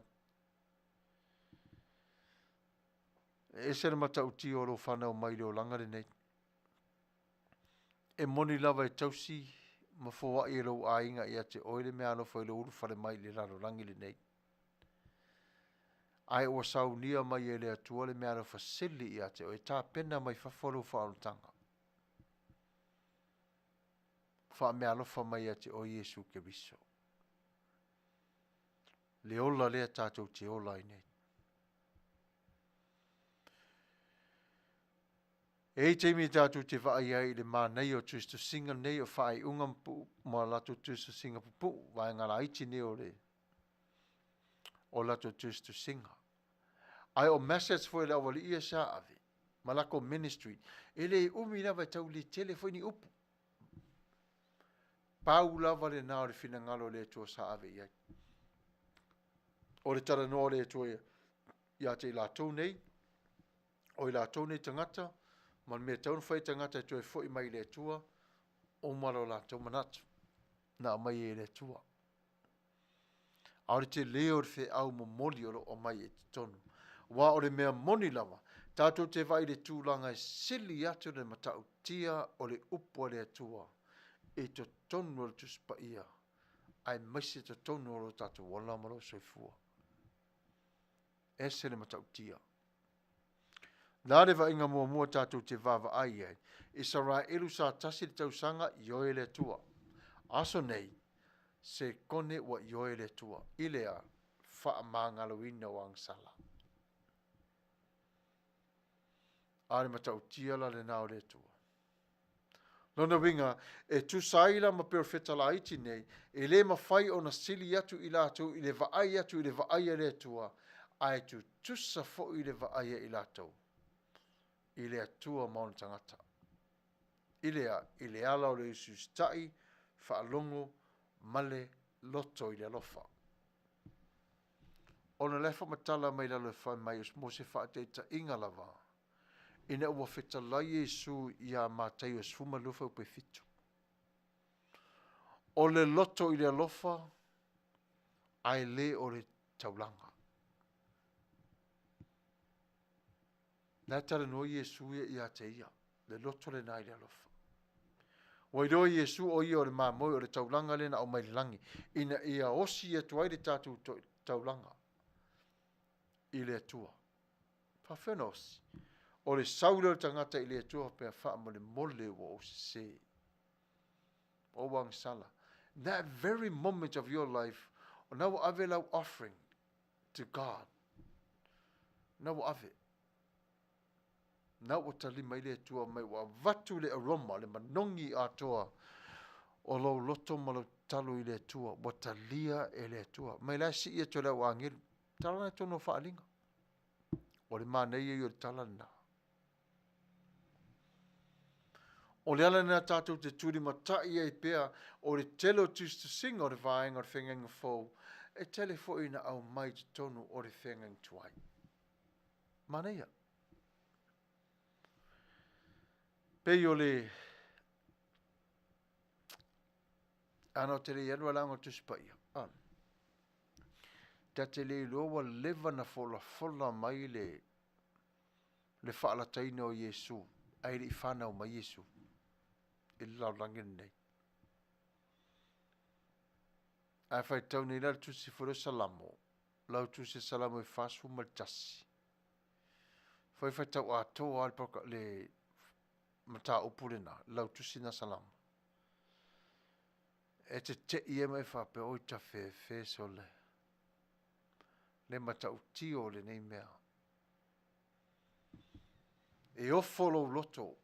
I lo vaai le atua mai ana nafi mo atai au. I le meo o ta oto i le lumanai o lo tata wala ma le soifua. Ai maua omalava i le atua ono lona alofa nā ma le anga le lei. Telefo nisi upu sa fitale ai Jesu na si mai e Jesu ma le tusi o Hosea. Ina ua te atu Jerusalem mai dunga o le asini. Ese le tāua o le vaenga le o le fisili fo le fisili to tela tangata. Ai se ala na le te a Jesu i le solo whanua. Ai te i le asini. O le tali le vaenga lea. O le solo whanua an whape te mai Jesu solo whanua. Lono winga lau sau le taua. O le misa le mene sa wa Jesu. Ai ua sau Jesu le asini o le ala na e vai e le meta o le sa vali o le file mu. Come in peace. Walk of peace. Sa vali mai tato o li faola. Na sau lea o se ese ma le asini a sa vali mai lalo. O ina le fa ato o toa ele tuspa i ele me forisa i lunga la wari e to li Ioane ma. Iakopo. Pe te ure sa lunga le maunga. Ai a fio i fo le atua mai i le maunga e anga i lalo le mero i tangata lai o lo oti le van. Nara sa vali mai Yesu I lalo. Fe mai lei o lalo ai ile mawai. Lea, wale to tele lea. Ore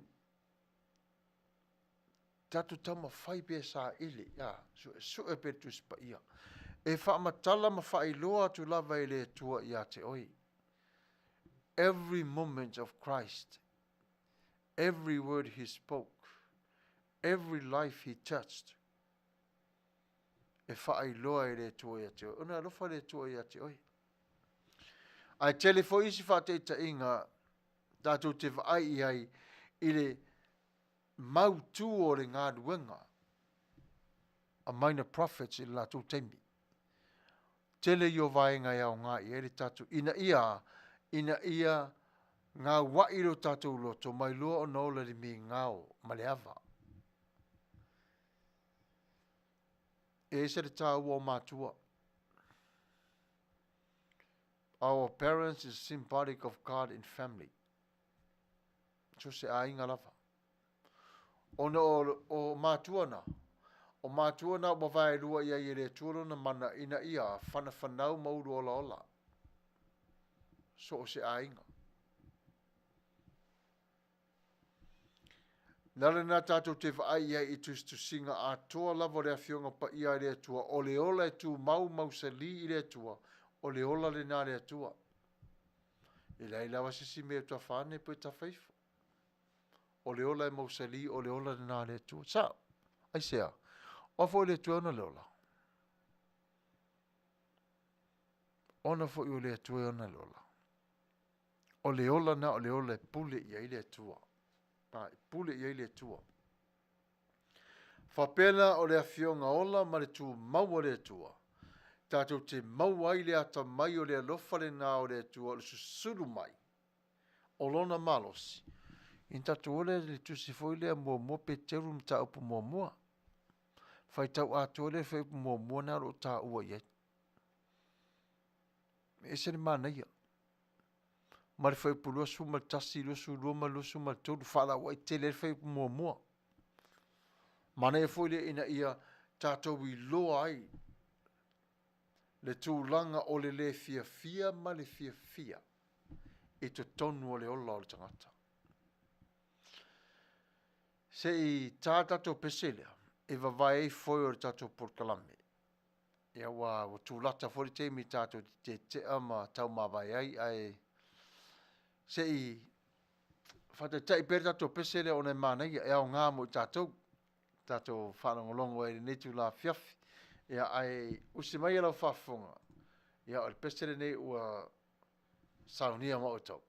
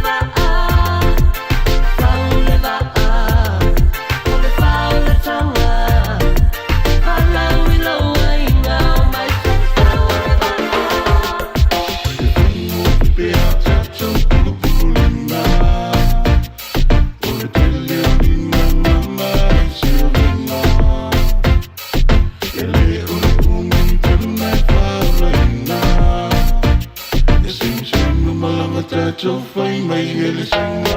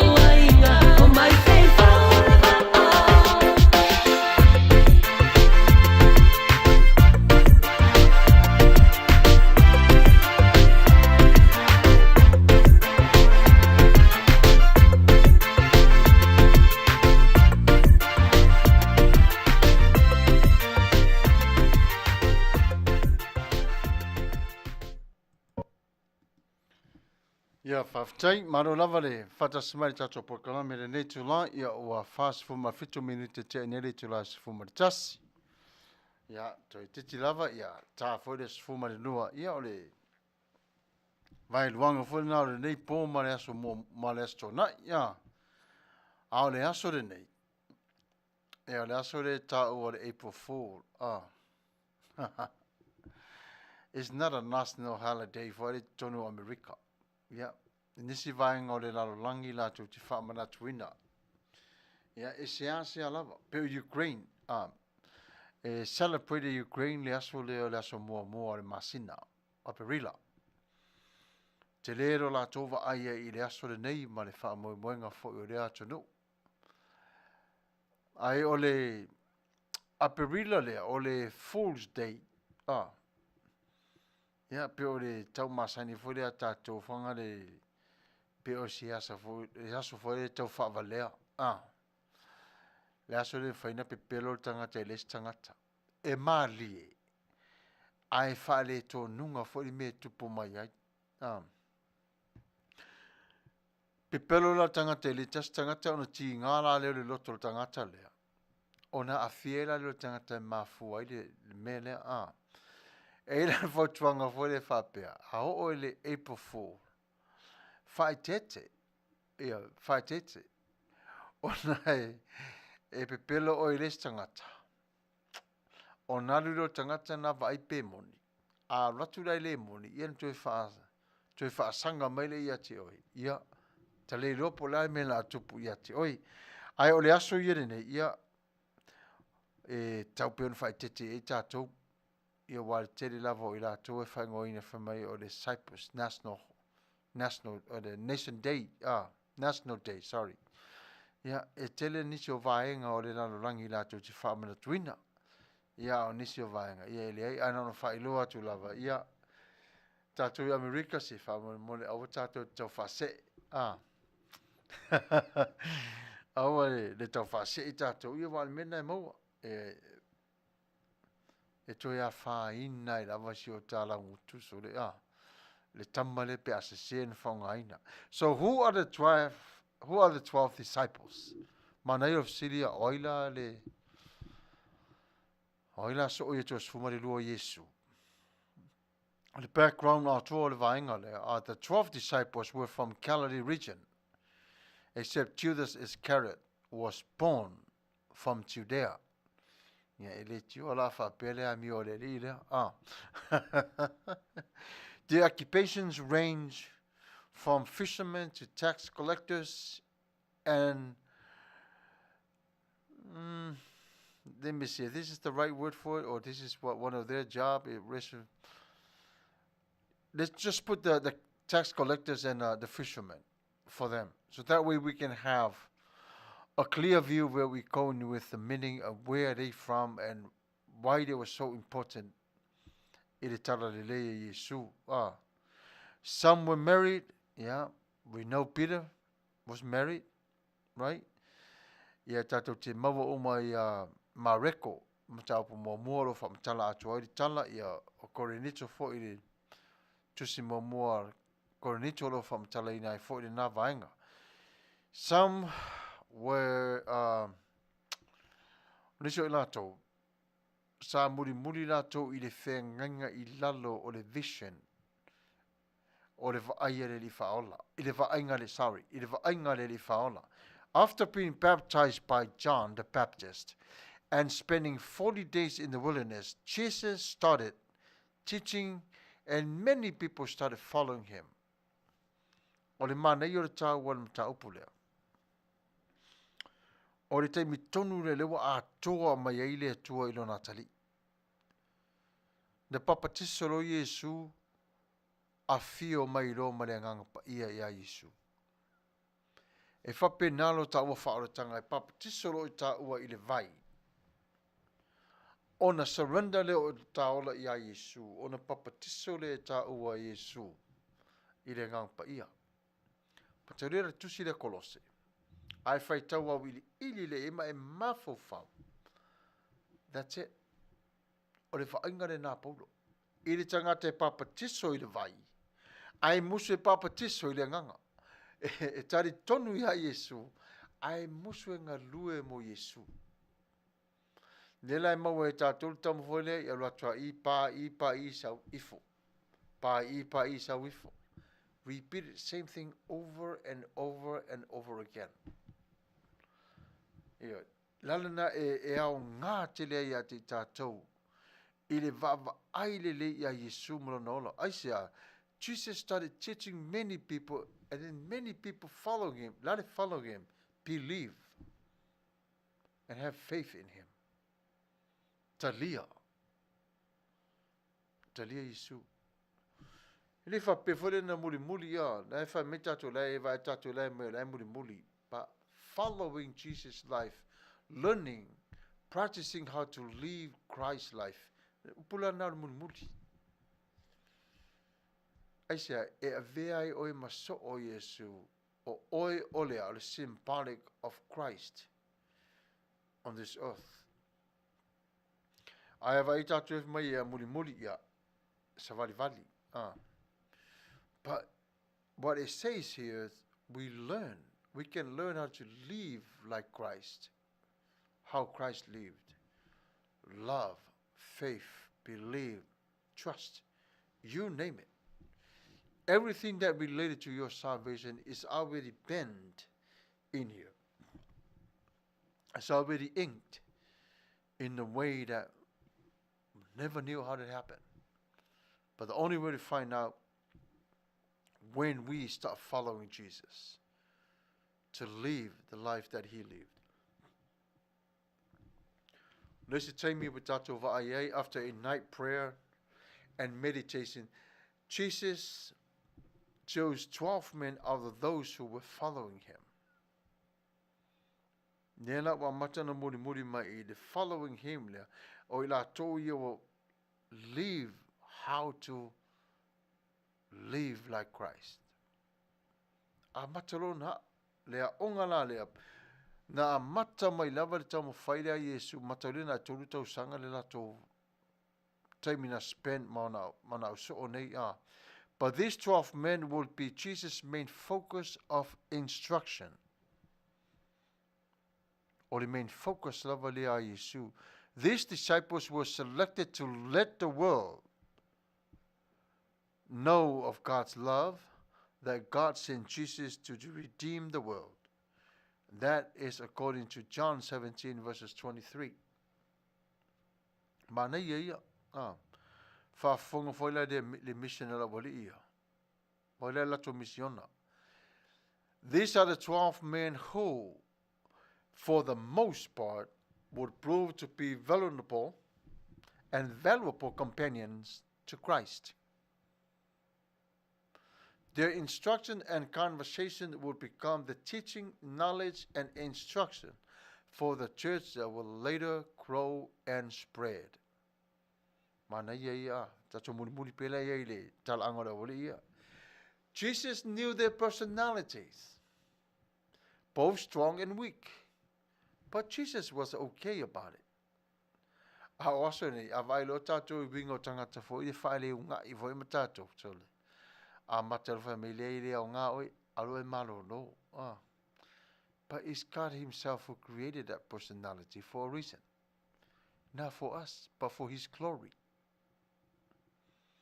Jesus knew that these men would disappoint him one day. Discerned him, denied him, and betrayed him. Jesus knew that these men, once filled with Holy Spirit, would be the first witness of the gospel, carrying God's message of redemption to Judea, Samaria, and the ends of the earth. The 12 tribes of Israel were blessed in order to be a blessing to all nations in a what?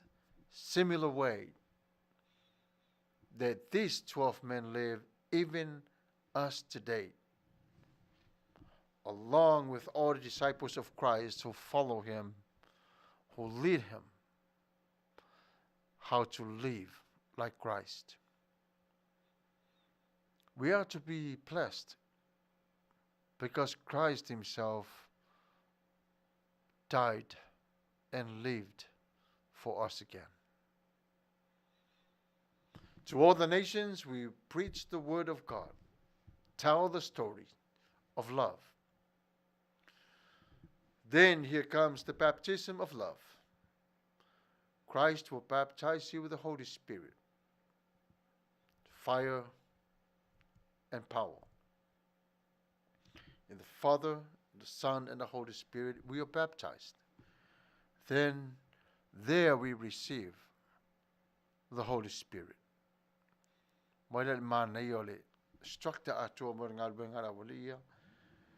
So first off, let's look at Peter. Simon Bar-Jonah. Oh, sorry, very well. Come on. Simon, son of Jonah. Cephas, which is known for the rock or a stone. Polipapa. Later on, he was called by Simon.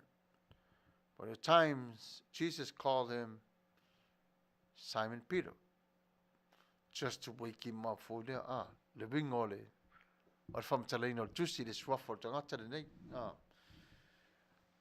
Or the Talango more than eight.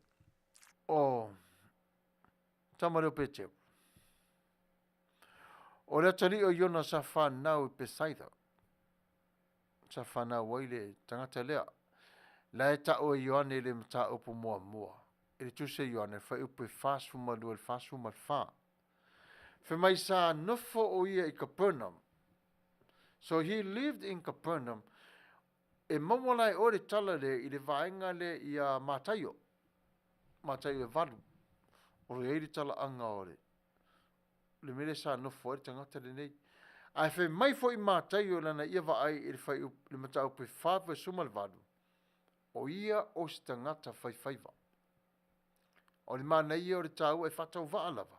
A le māneia I o le whaire le tatu te mata I ai. E whamatala mai fo ira I mātai o le vāinga lava le tasi. O le uso leo ante lea. This is Andrew's brother. Tamalea. O na o maira le tonu o le mta opule I a luka I lima lero tu sia e luka I whaapea. O ia sa partner fatasi ma James ma Ioane. Wale taua telo tatelo pe telo. Ia mataio lava e valu. Fai po suma fa. Ioi. Sa fai poipo. Sa fai le ainga. O tangatelo pe telo. But one of the pillars of the Church of Jerusalem, pe ona taua e Paulo lantusi a Galatians, chapter 2, verse 9. Tā tele tāua tele peche. O le matua tāua lava. Paul preached, healed, and ministered to Jews and Gentiles after Pentecost. Lo umala wa tātul talele lo tusu ngā duenga lua. Le matau tia le tō telo tangata no mai e talia le whaoletanga. Ia, wero fo i tātou sa whare pui pui e he rota stamba rea. For preaching and rescue by an angel of the Lord. O Peteru la. Na ia tu sia fo le tusi le Peteru mua ma le Peteru e dua. Awa ilo o malawa i tātou tātelo Peteru sole. O le whai atu Yesu, sau la to Peteru, i le malolo, whai atu Yesu, sau Peteru, e ngutu oso te le tangatelo Peteru. But that's his personality. A si awa tato tala noa ele usole. Well, hot-tempered, tender-hearted, tamarea. No, la ta ua tone matai o mata upe rosu mare ono. E maali e whatangata mona winga. Ai, o ia sa vala a wina, to be the first fisher of men. Na Filifilia o ia, lana ngā ruenga lea, was called to be the first fisher of men. Na vala a wina o ia Yesu. Walo malawa tātou, he left everything and he followed Jesus. One of the three disciples in the core up, with the disciples when they went up to the mountain, when they see the identity of Christ, o le tāua i o tangata le nei. E whapen nā whoro tātou wala ma le soifua i vai tau le nei. You are Jesus' disciples. Someone that who live and follow him. Somebody that is following his teaching. E ola ia o onga Yesu. Ma tausi ai I polo inga o le alofa le li faola. Tātou te mata umalawa I le o langa o le tamaititi a tupu ai. We know because we were once like their age.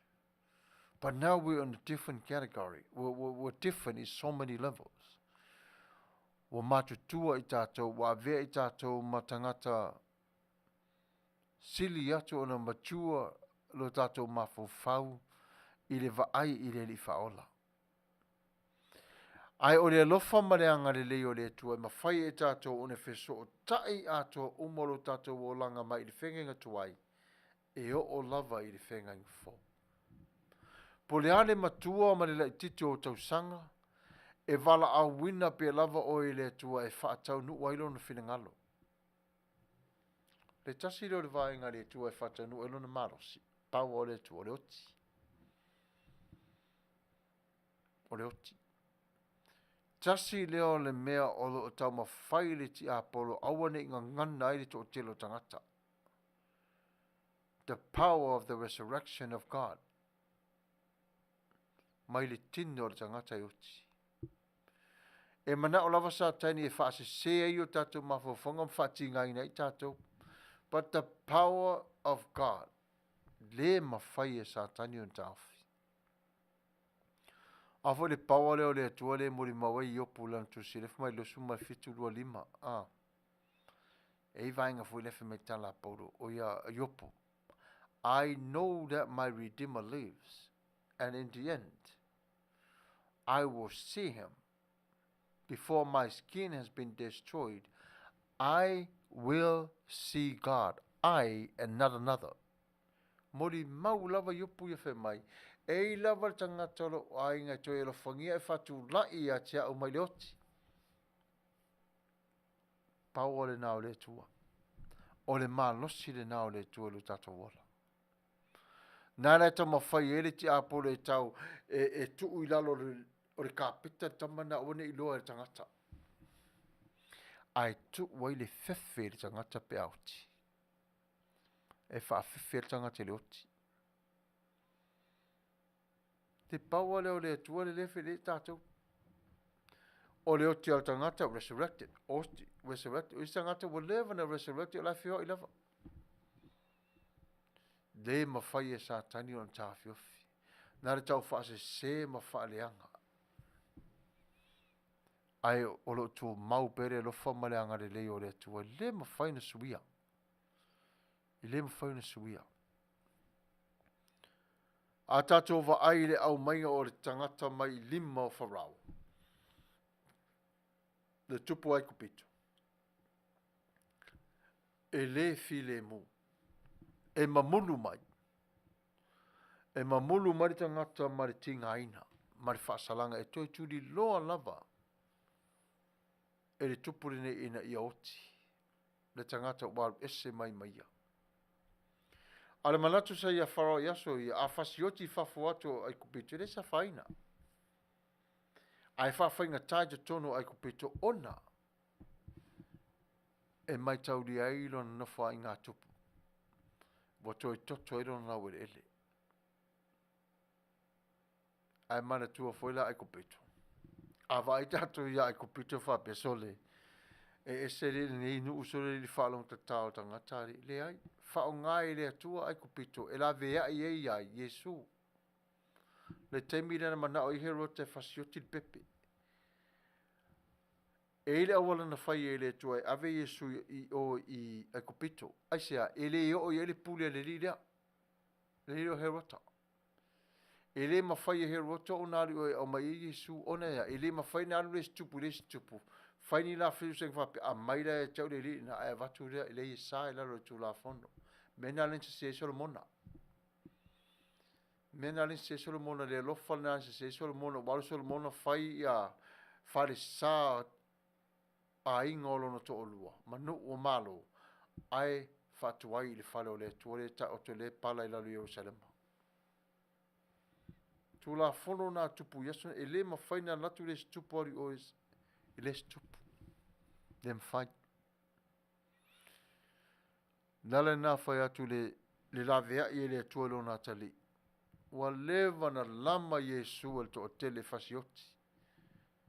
God always find a way to save his son. Why? Because this is not their timing. God's timing is more important than what the people think. Ona ua iwa umari generation. Ne fai tala fai Yesu saulo. Yesu fitau I ma Israel fe mai, oh, this generation is evil. Sao le lei. E leo whapela whatu Yesu whape waleanga whane whape whatauwe mule ai. Wai atu Yesu lato loto. Evil. Aisea, leise upo le toi tonu whatamana leo fariseo leo o onga. Leise tasi e lofa ini tangata. Ai leo whape o whaisi tala Yesu whati ngā ia I lato. Straight up. Tara saolava Yesu. O lo whata tau I o lato loto ma le tūlanga o lo iei I lato le nawai taimi. O lele nā tātou te vava ai I hai I le ngā ruenga le atua I leo langa o le tangata soifua. E tāua ma le lei. E tāua. O na ao o maile I unga. Tātou te tau te tūlava I umai le atua. We have to give an account of our own life to God. E lofa lava le tua. E lofa le tua I le mawhai e le tua o na whaasili no na ita le tangata. Are oti Yesu. Sorry, are sa oti Yesu mo tangata. Lewa mawe e tātou le ola. Le ola lewa tātou fia aima. Le vi e tua I le tua whaftailo na lofa malo na ngari lei. Ai o nisi neo vaenga o tala noanga le mata upure whaapea. E leila wa se tangata whanu ua inu ese ele I whaapea saere I alofa I eile tua.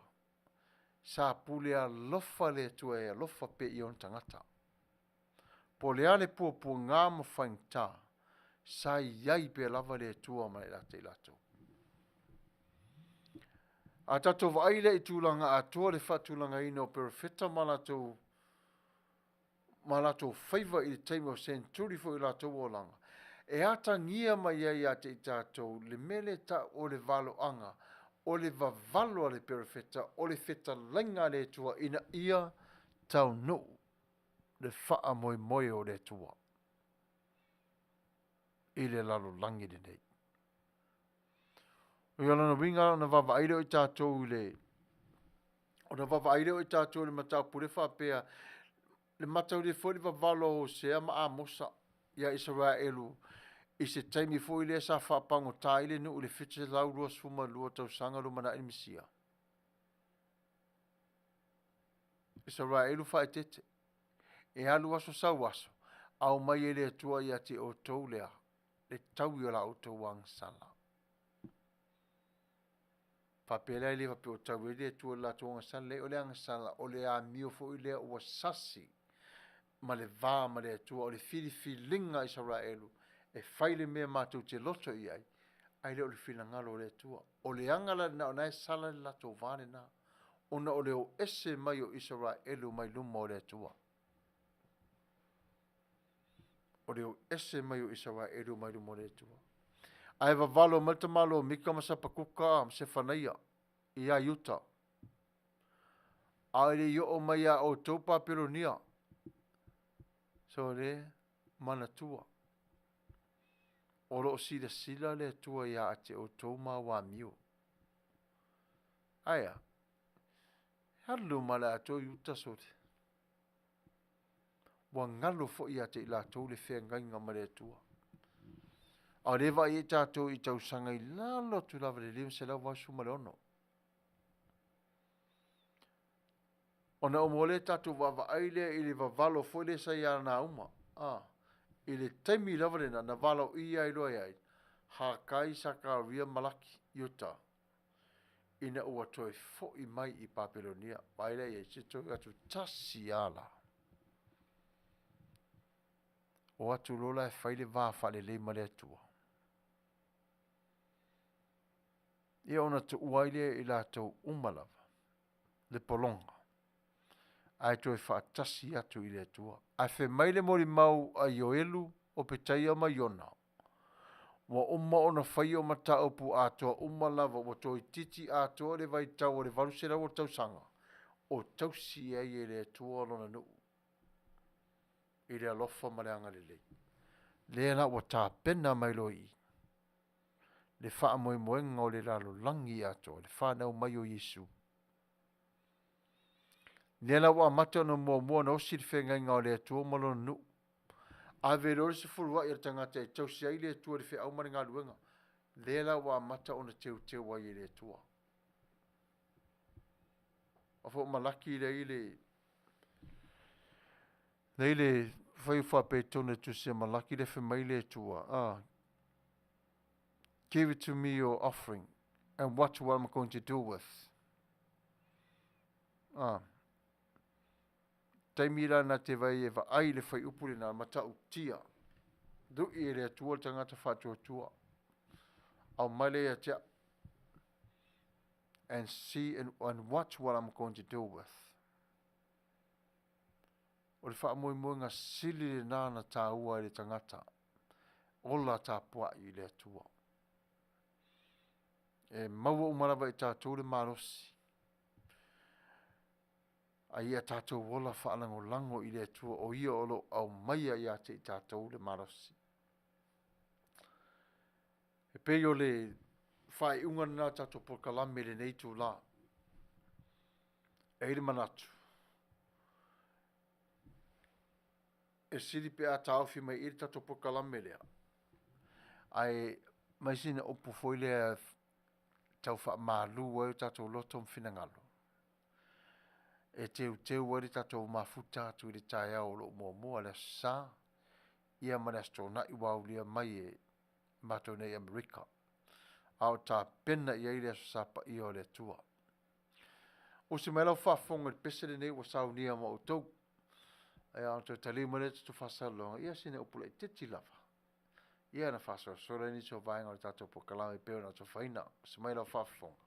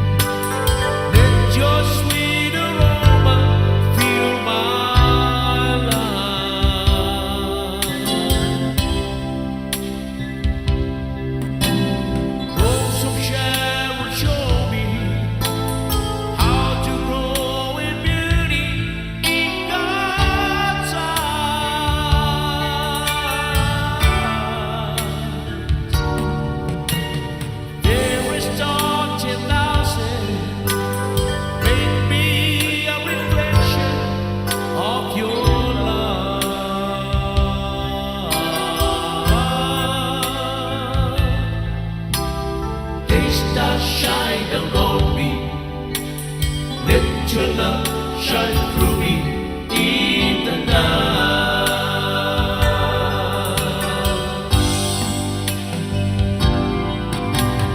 Lead me, Lord, I follow.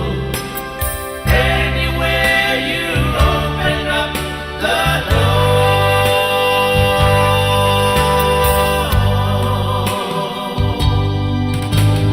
Let your word speak through me. Show me what I've never seen before.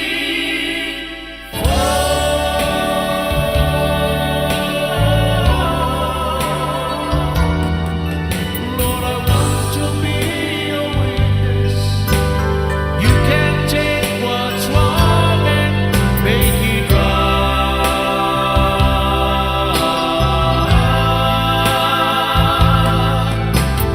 Taste the shine down on me.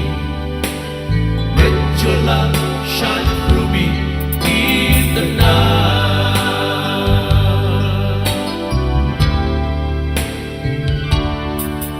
Lord, I see your world is dying, wounded by the master of deceit.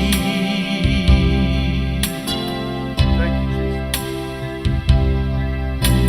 Groping in the darkness, haunted by the years of past defeat. Come on now. But then I see you standing near me, Lord, shining with compassion in your eyes.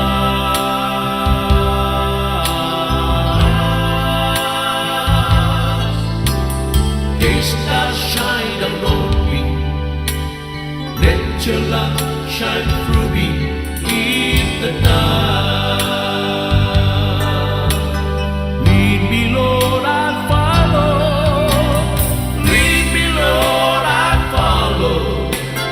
Anywhere you open up the door.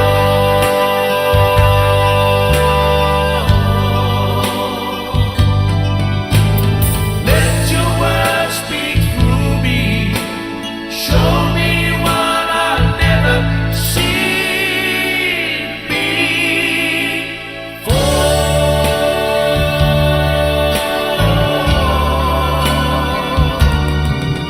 Lord, I want to be a witness. You can take what's wrong and make it right.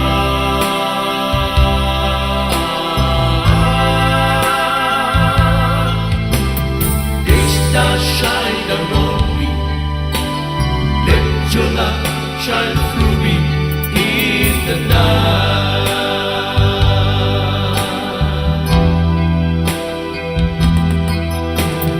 Taste the shine down on me.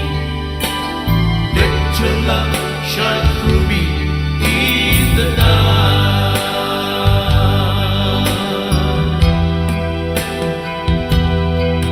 My Jesus, shine down on me. Let your love shine through me in the night.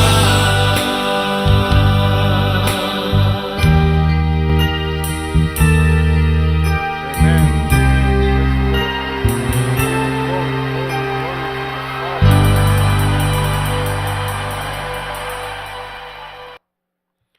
Culture is not just one thing, it's everything.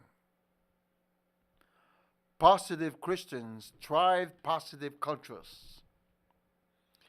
I used the word drive to expand this subject tonight of being a Christian leader in your home and in your life. You are a driver of your own bus. You have a big role and a big responsibility in creating the kind of journey that you and your team will experience. When we see life, we must cherish every single aspect of our lives. Most Christians today, they only say, I believe and I love Jesus. but they don't want to do the work. But share with someone how God can use it to serve His purpose and to meet every single needs of others. At the end of the year of life, God welcome you with an open hand. There's many strategies of life. There's many obstacles of life. There's many difficulties of this life. But try one thing.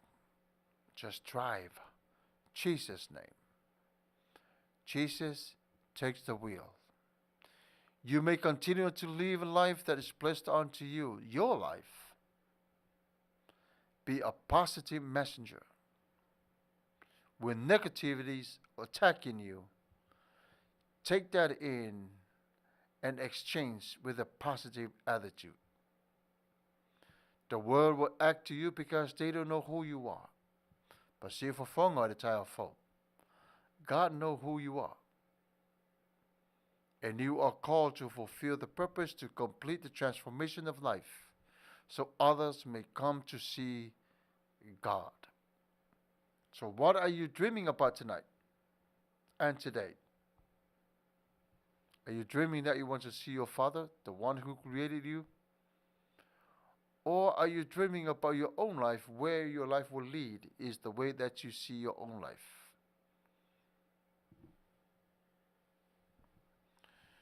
Denying yourself and come to Christ. Deny yourself and come to Christ. Allow Christ to be the teacher and encourager for your life. Let Him teach you. Let Him lead you, so you may lead and follow His life and live out to the potential that He always wants you to be. God dreams about you, and He understands this life is broken, but we can make it right when we seek Him with faithfully hearts and a whole heart, mind, soul, and spirit. We are the talking Bible. We are the living Bible. Live like it. Be proud of. Be thank God of who He is. Any differences that come along in life, it's okay. Submit it to God and let God handle it. Because Jesus says, come to me, all of you, on heavy burden. I will give you rest. Every leader makes different. Every rookie's practice not to get it wrong. And every veterans, when they practice, to get everything right. Rookies always trying to find a partner that somebody is veterans in a Christian walk. That person is an encourager to you and help you to walk with Christ. And I hope today this program will turn your life around. And I hope you open your heart to God to make Jesus your Lord and Savior. It's very important that we come to the end of our life tonight and I don't give this altar call to you. If I just come on live and just talk to you about what the Bible is all about and I don't give you the chance to make that choice, that's a nothing. As much as I speak and I talk and I share, if God's name is not being encouraged in this whole situation, this whole life, He will ask me, how come you didn't give an altar call? Somebody out there needs to hear that message and they will turn their life around. O nā tato po kalame mo re nei tū la, e nei tato pispisenga o muri muri mai. Ya te taimini nei, let's close this part of our life with a prayer. Father, we thank you for this time. We love you so much. We thank you for giving us the opportunity to come and to worship you, Father. Thank you for your sensitive. Thank you for your love and your mercies. In Jesus' mighty name. Bless our hearers. In your name we pray. Amen. Ia, nā wā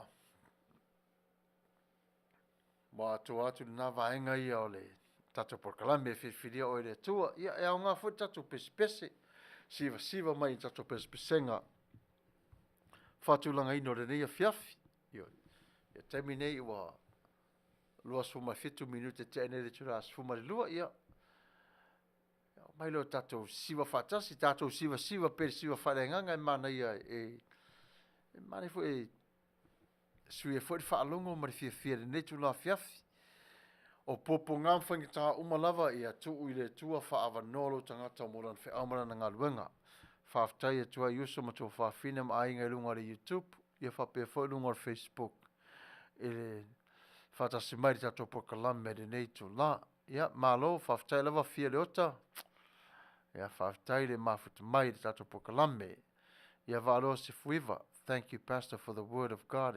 God bless. Ia fa Manuia fo ile tua valo ia te oi mana ainga. Ia meseka. Ia fa lava. Thank you for joining us on the YouTube.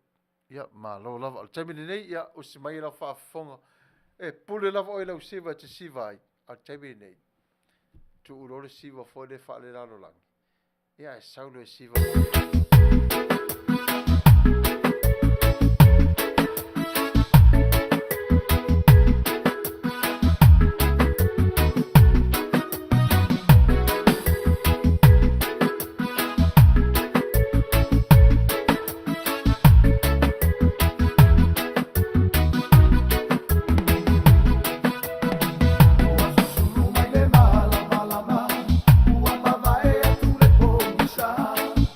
Oh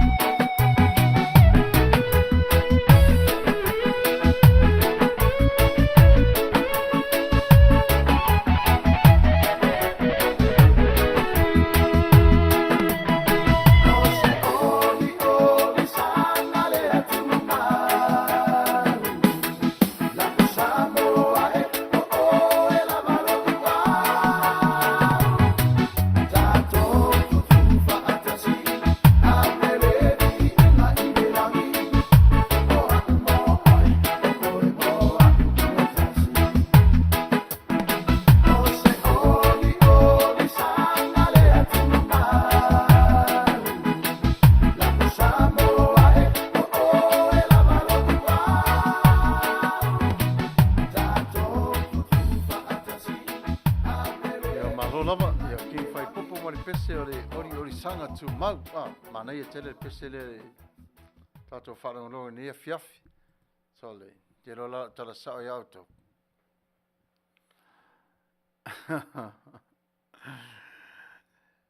Na utu le kesi o ta vale a. Tumu le kan kesi o ta vale. O le vai aso le te atu nesa wha tumu. Ia sea ferma te le ta vale o le whengalo. Venga mo sa o le fale. So le o tuan nafi. So le punga ku kama kongo ka vale. So le ai alu al ta vale fe mai indicator whangale mai 35 miles to empty. So le pupula atu le kesi. So le wa empty lau kangi kesi so le. Te loa le me mua na o so mai. O le whaali. To o wita so te. O no whalo whapea. Ai. Se tau whato o toa mai. O le mea tupu. O le taunga tā te lo le kesi. Wa amatau na o tangata fo ia wa aita avale fo ia e mawhaianta tala le tāpuni whale le mere to le kesi. Ai tu oi pamu vai ton. Mawhaianga, meita mai whanga au la iti pamu e whaatau yaso nei. Ona ki leo le masingi. Ai mi miti umai whafori kesi o le ta avale le tangata. O no fola leo whape, so le o te ofo le tangata so le leanga o le a miori i mari whainga o le ta avale a. Tauno atu le wharikesi, o le mera watupu. Wa fiu e tau tatala le a fo. Le vaenga le mele utu le whaita tu o le ta puni o le kesi. Ia wa tile fonto ita. O fatu le se ua whine. Telo, si taunga tatala mai lunga le lave le so taunga tau tatala. Wa fiu fo e tala le mwhai. Hape sole. Tua le angari o le nita ngatari. O le mafu anga le mea, o lalo la le whaatafa wha o le poloka, o aiwa mo mono i aire le ua mea. Ia ai whaapā i le unga fo i le plastic le lotka i le lea fo i. Le cover kan kesi. E le umea nalu ta vale ai mo mala tama whare le mōri fe mai check engine light. Ia wātiri neita. Whapesole. Nei ali mea le mo kesi la o tai tātou ai ia. Ona te utu leo le tāwale. So le ai tumu le se lau ma le tolu tā lafa to a tumu le kange No whalo whape sole. Tua le anga o a miu tangata ari. And then one thing I remember. Le sa whaina. A whapea o ave e wha o ngā mo lan tāwale. Le se meo iai. Ai sili le tatalo i le tua e wha maangalo le tangata wea afe. Wea ngā oia le kesi o le tāwale. Tua e wha le anga le tāpuni e le. O le utua le kesi o le tāwale. Le winga la whamatalanga. Tātou nei Amerika. Whatua e fo. E taunga tā tele le kesi le vai teimi. Wale wono tā la 5 sene kalone. Le pitoria mato i nei California. Ia le 8. O le tele i o le whalavelawele o tupu mai wa tele ta avale wo api pērunga o wala. O wa tele ina talai e tangata ia kangi kesi o ta avale nei. Ai mi miti u mai fafo ia kesi o le o ta avale. E le mena e whaano noai li loto. Ia. Ono o le teime lai mana a mia tangata ia. Ia o ila ale tu i whale mwhai mai whamon pe whaina ngā ui kesi o lau ta avale. O me whangu no te lai li loto whai lea e le tasi nā lau ta avale. E fwoi ta avale o le mātou whai tū na a fia i le mata upu lea. Ia ai o I don't know. Maybe 4 people, many people who's doing the same thing at the same time. A mele whatu lau tala. Na o mai e le news a Amerika whe mai e mata ala le tō teru tangata o le mere ro tupu nei. Wa le ngatala i le ngoi o kesi o tāwale. I wa mata un koe ta tipi e tangata i a kala converters o tāwale. ai la ai ve fatau wa tango tai o le mena pipi la le mafol ta vale tamana le sui e le mu mai le ke si o ta vale ai le li wasu tau fa ma mai ne le mo le smoke tango tai le mini na ton la venga la fam talanga ia se o boy lan ta vale mo volunga loli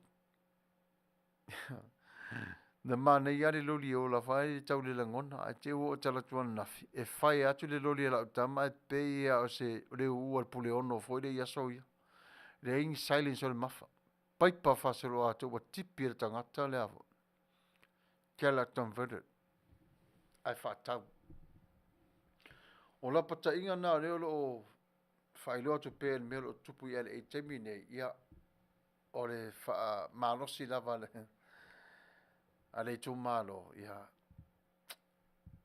awani yo to lima tangata fa pena fa mol mol awani yo ti se tasi yo to lima ia e moni lava ele fitau le la to mena e fai ia ta fo na pui pui lava ta to ia ta to awani no fo sala ta to tu la fondo ia awani no fo sala a fa pe lava lo e lo po e sile fita ngata wo ia ave ia to me e sile pe ave e si na lo tau wale tau tuli atu ia era tu ia tamo e tau tuli tangata e faliu ma tangata e se whana le lima pela o wonis ngā malapita inga fo ile na amai le niusa ane LA fai tete a sau ma tangata ua ngā oiri kese lo tavan tu wai pe sili le pupuia na le tong fitia tu wai pe lo tangata i e alu ai ora tau fai fo ile tuli tangata wa ole mela tupu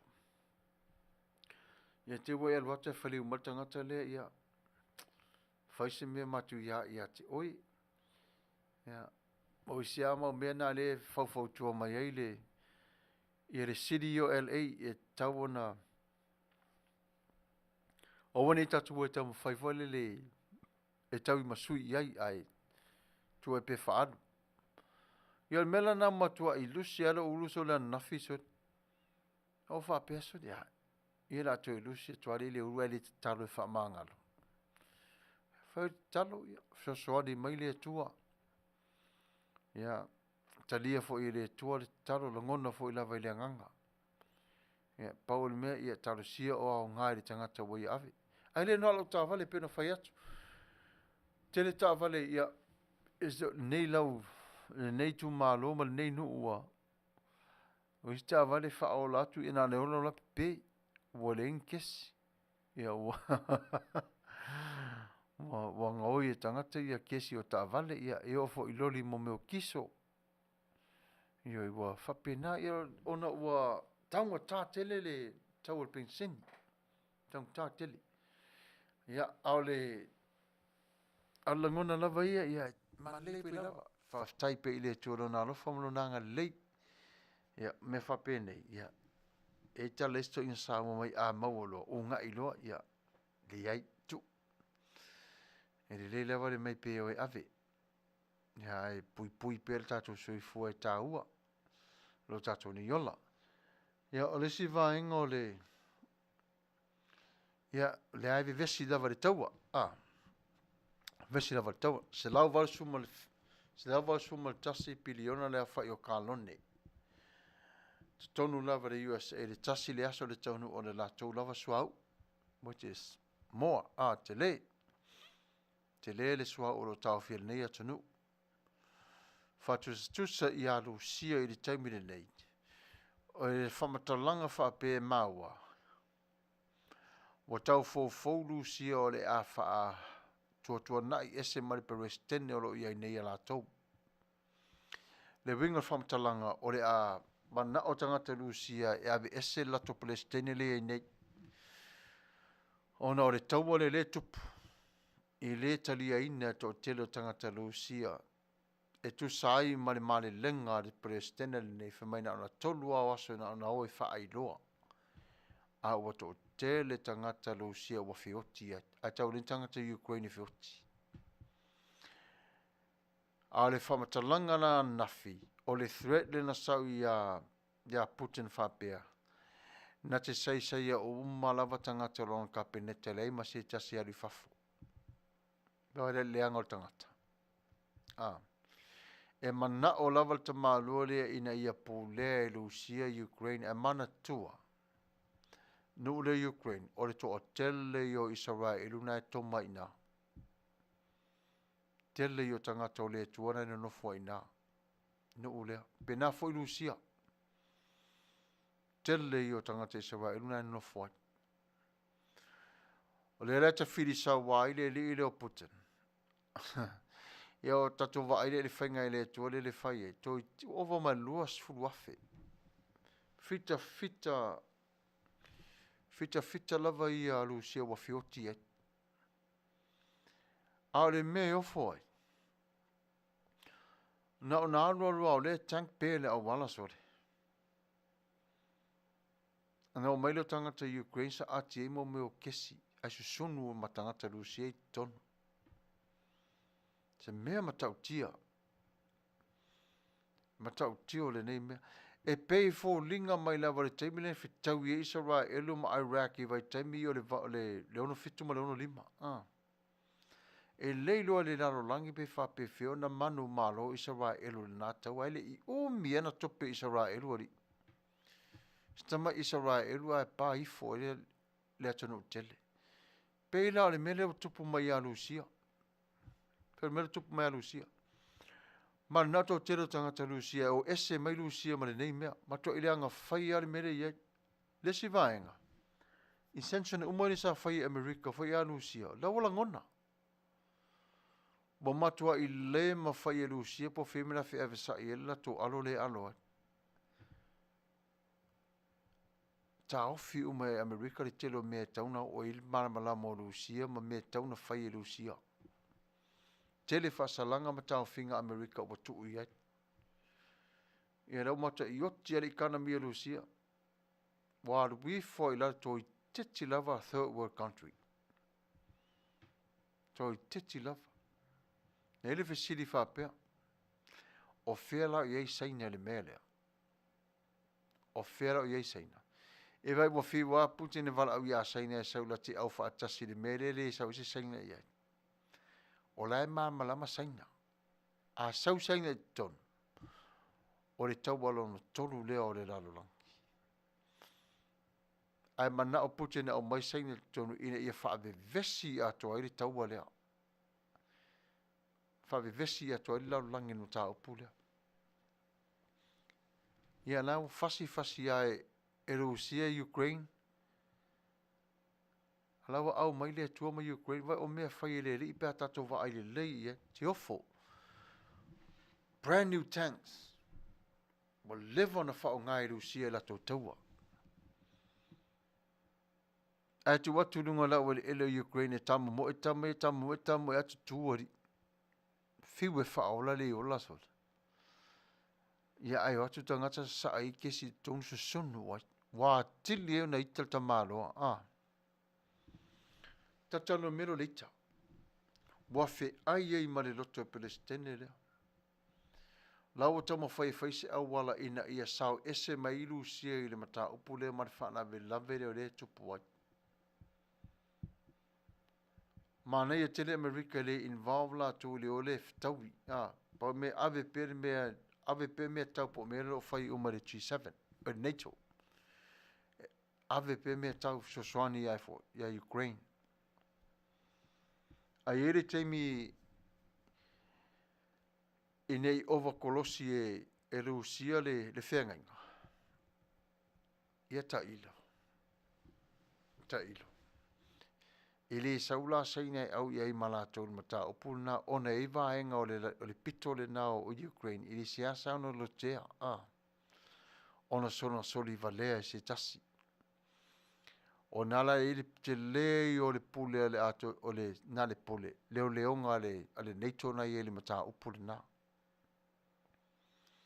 Ai le mena te nofo mafau le nei mata upu e tupu mai. Leo wa whai loa mai e le tua le Palestine lea. Po au me i e whai pea. Ai le masi os wha inga le ingole whai atu e latu wa pe sau te lo isi mea. O lai e le tua, o lai tau le tua ma le devo lea. O matua i leanga whai alta maloso. Le ma whai o le mera ye wa masiasi wa ifola le male nganga fo le faia ina ma le tau valea pe ua tili e ona sa sao le ami o valea e vai mele sa tupu anafi sa whaatali na press conference a sau no fo dungo le lau tala no president o Ukraine a fai mare tala pe o lai lamu mai ngutu tau le mwhaina matala sa tala fai ngā le atua le tangata fai ngā le atua le tangata te le foi tangata ua le malo ave le lato tu se fa ma vai ese mare no fo inga le nei o le tala le president America nafi le ye no fo uta pe America o le tamalo ivo wa ta pena foi America le nofo i le vaenga o le nuclear wa ta pena foi America i lona tua oi Malusia e le nofo fa e le tu mamaina la e America le vale o Ukraine o le vale o Rusia ma Alaska e le tu mamaina America o no vinga wa leva ona ieiva America e pui pui e vale wa leva ona iei le fofuanga America e le mta upule ona le threatening sa wa le ngole o Putin whapea e a tiri lona tupulu na ita wha lele mai lona lana nuclear whae le whapipi mai lo mo le ai a e mataulia e lua vaenga o sina mea mo leva na fola e le li lana whana na me e whana leva o le si mea o le teimine wa take very serious America le tala le ngore ona wai langona me tau le tifide a whaia ina tau valea ai ana fatula o tele lua vaenga o le mea lea ma tau lia o le mele nanu o mai ale malosi a toa Rusia wha mawalunga i o Rusia i le mele ala tuna whai o le nuclear weapons ia e mamuru mai lona lato nuclear la po ale fe mai le tusi e wha asau ia USA ma tau lia la o tau na mamuru ale e o tamana i lunga whanga i lalo e USA le mai ana na va aile le polonga i o Rusia. Le toi mau e la tusta mau ainga, toi whai ngō fia on attack o ma mai lawe enemies Rusia. Whai. Te vai e tātou ia tele ia, na fola mai lawe le latau sanga. Whātau sanga talo e Trump, fola mai ale mea le lile, ia whai lava. Whai foi le si taua fola foi si ana mea lea. Toi o foi whaleanga a tō whale mai o tamaiti e sa tupu mai le Middle East. O leanga i lai miro tangata. Now le tele lava le tala, wa iro le lei lava. The moment he launched this nuclear weapon, it's over for Russia. Le siau ngā. Ne ma whai Russian to defend la tō, ai ala na whai ni me, is all about what? Threat. Ia vai fo i le ngole i a kolea,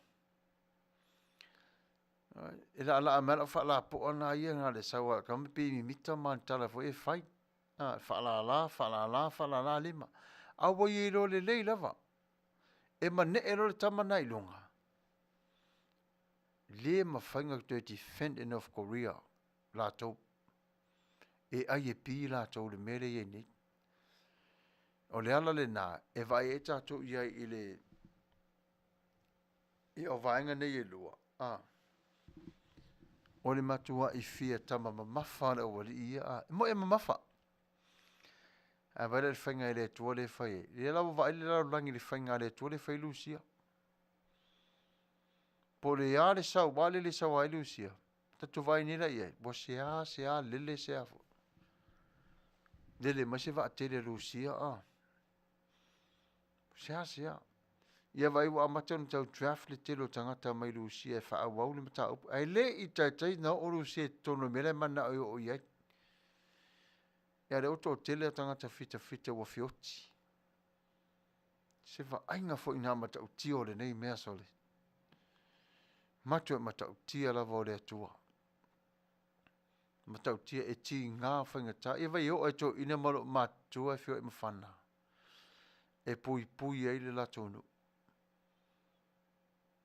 E o mai lava na ila to e fiola, leisa faina. Abare to la ito tangata e no foi tau e pui pui le malore nei. Ia awa to o tele tangata rusi e wa fioti e. Peo se vainga foi na iau ngai dato te vava ai ai i le tua tau mon tangata. Telefona, greater is he that lives in me than the one is in the world. E se le mata uti o le nei vainga. Ia, e manea foi po le o le afa o le whare vaveau. Afa le tolu vaveau, take that back. Le temi Amerika, ia o news nai whaopopo mai a telefona mai Lucia a dato te mata whanangorongo ia inisi foi mo tupu le teimo le afiafi. Ai o le teimi le ia e mautu le lei lava Amerika mata pena ia. Ia ko lea ma North Korea ma Lucia. E wa le nei pa le Amerika o Lucia ia. Walo uma lava e. Lo ma lava le laulangi atua e mane foi nuclear defender lu Amerika ia siasa femitai Amerika e whaalele lunga ia. A whātua e fo, ia, wai. E te le lava lea o ngama me ma wai.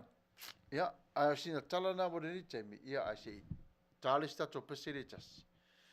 Wha wau wale tato mawhtanga le netu la fiafi, o se maila whafonga.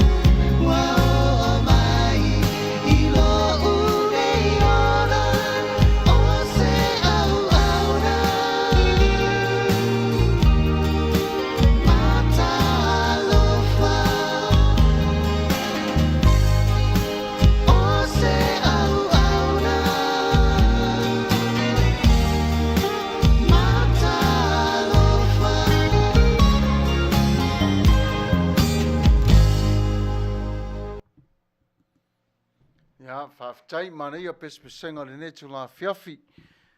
Ia, o le ia malu o le atanu o mwhai ona mau mai o tātou nei whaasaralaunga, ia o le tātou porkalame le nā mo le ni yaso. Ia e le wha moe moenga, ia o le o whaatasi pēr le tua mautou, ia o whaatasi whai o tau ma le tua. Ai o le tātou porkalame le nā mo le ni yaso whatulanga ina, ia tātou whai u le talo. Le tua lo mātou ta māpa ia, tanu mai mātou le si ui o le mātou nei wha moe moenga. Whaafitai lo walofa ma lo wanga le lei pui pui marutia I mātou lo walofa. I le suafa manu malo o Yesu Keriso lo mātou wari I whaola. Amene.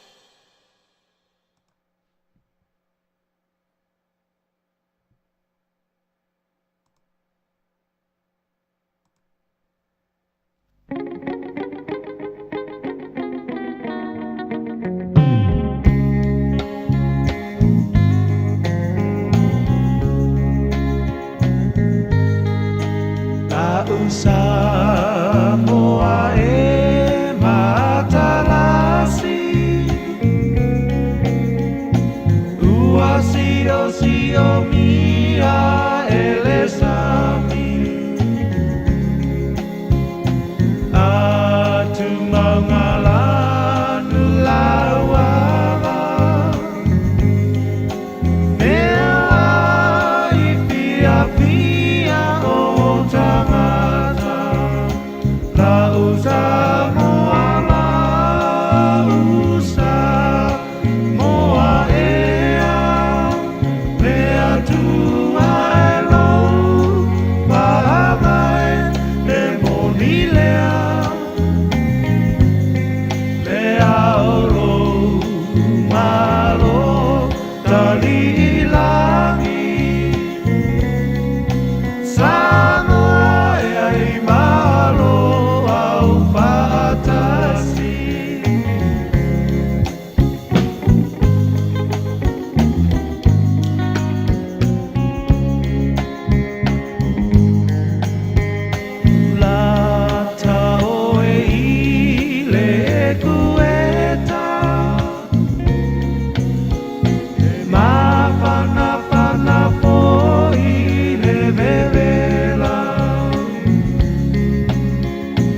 So se mea aua le popole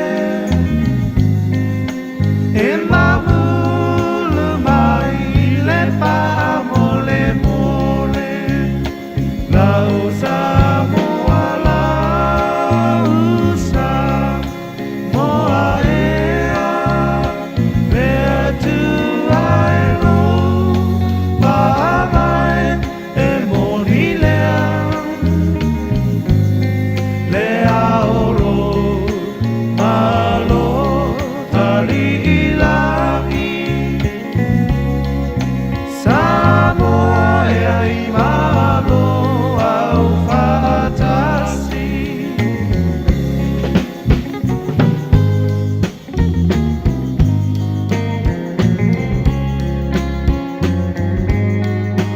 Mali e toa ua malo tau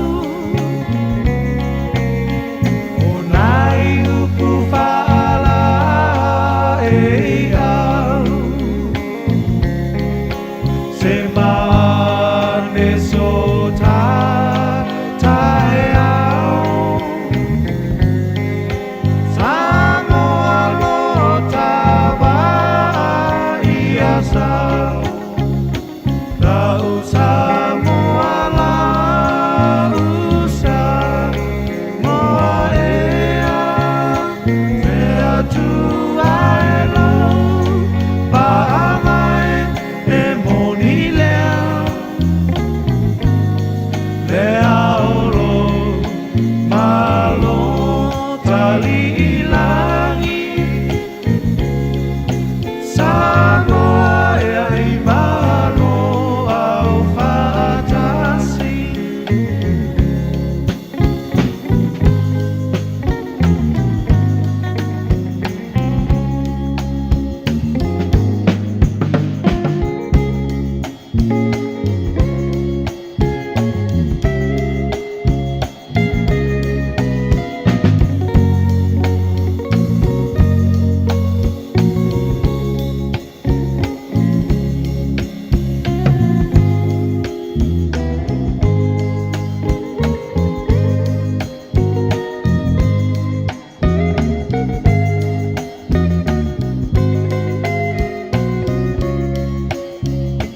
Lau Samoa lau sa moa ea Mea tu ai lo Bahamai e moni lea Lea oro malo tali ilangi Samoa e ai malo au fatasi